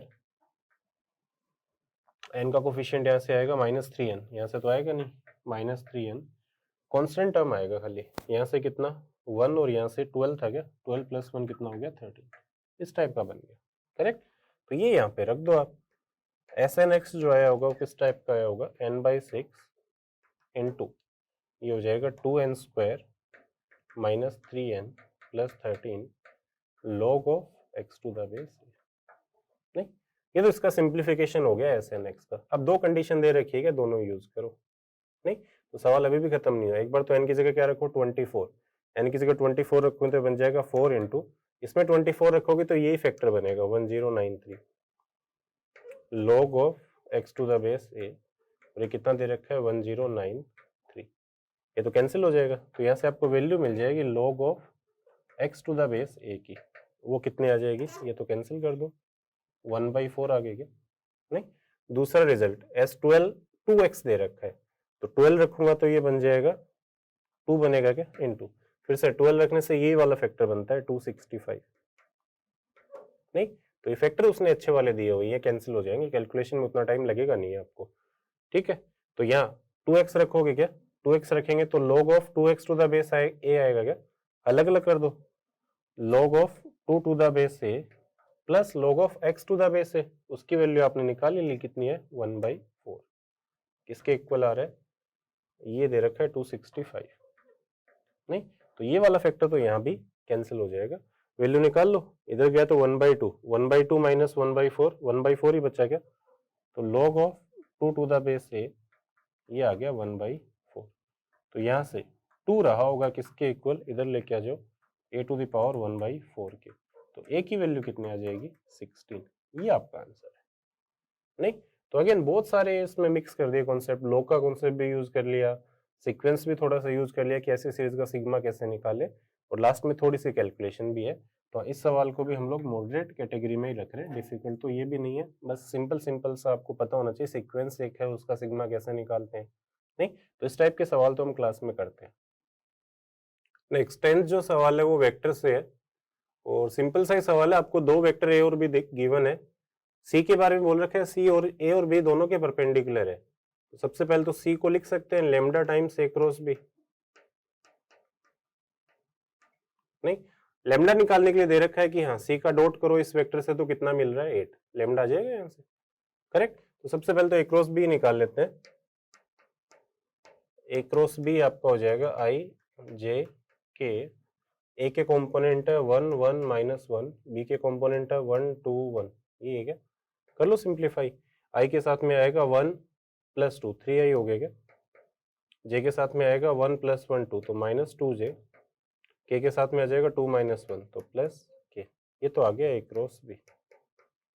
नहीं, तो सी आपका किस टाइप का रहा होगा, लेमडा टाइम्स 3i - 2j + के, इस टाइप का रहा होगा, करेक्ट।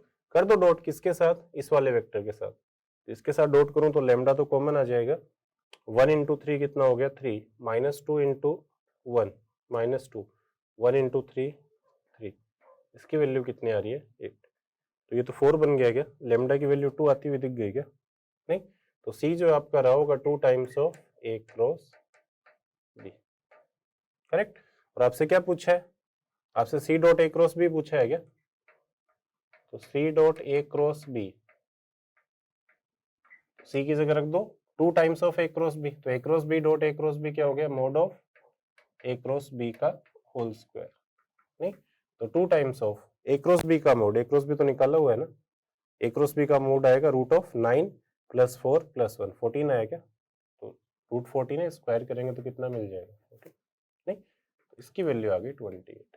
तो ये आपका आखिरी सवाल था, और हाँ ये सवाल भी इसमें इजी ही है, तो मैंने आपको स्टार्टिंग में भी बताया था, बस इन 10 सवालों में अगर किसी ने 5 आसान सवाल चूज कर लिए जल्दी होने वाले तो फिर ठीक है, फिर लग रहा है कि हाँ पेपर थोड़ा सा ठीक ठाक हो जाएगा। अगर यहाँ कोई एक सवाल ऐसा ले लिया जो लेंथी है तो उसका पेपर फिर डिफिकल्टी गया होगा, करेक्ट। तो जो ऑप्शन वाली चीज है ना, यहाँ पे जाके पेपर को थोड़ा लेंथी बनाया है, वो सिलेक्शन की बात होगी, आप कैसे सवाल सेलेक्ट करते हो।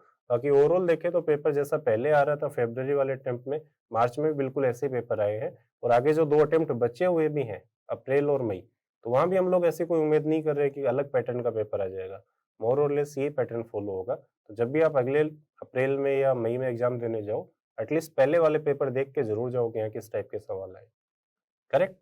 चलो, थैंक यू।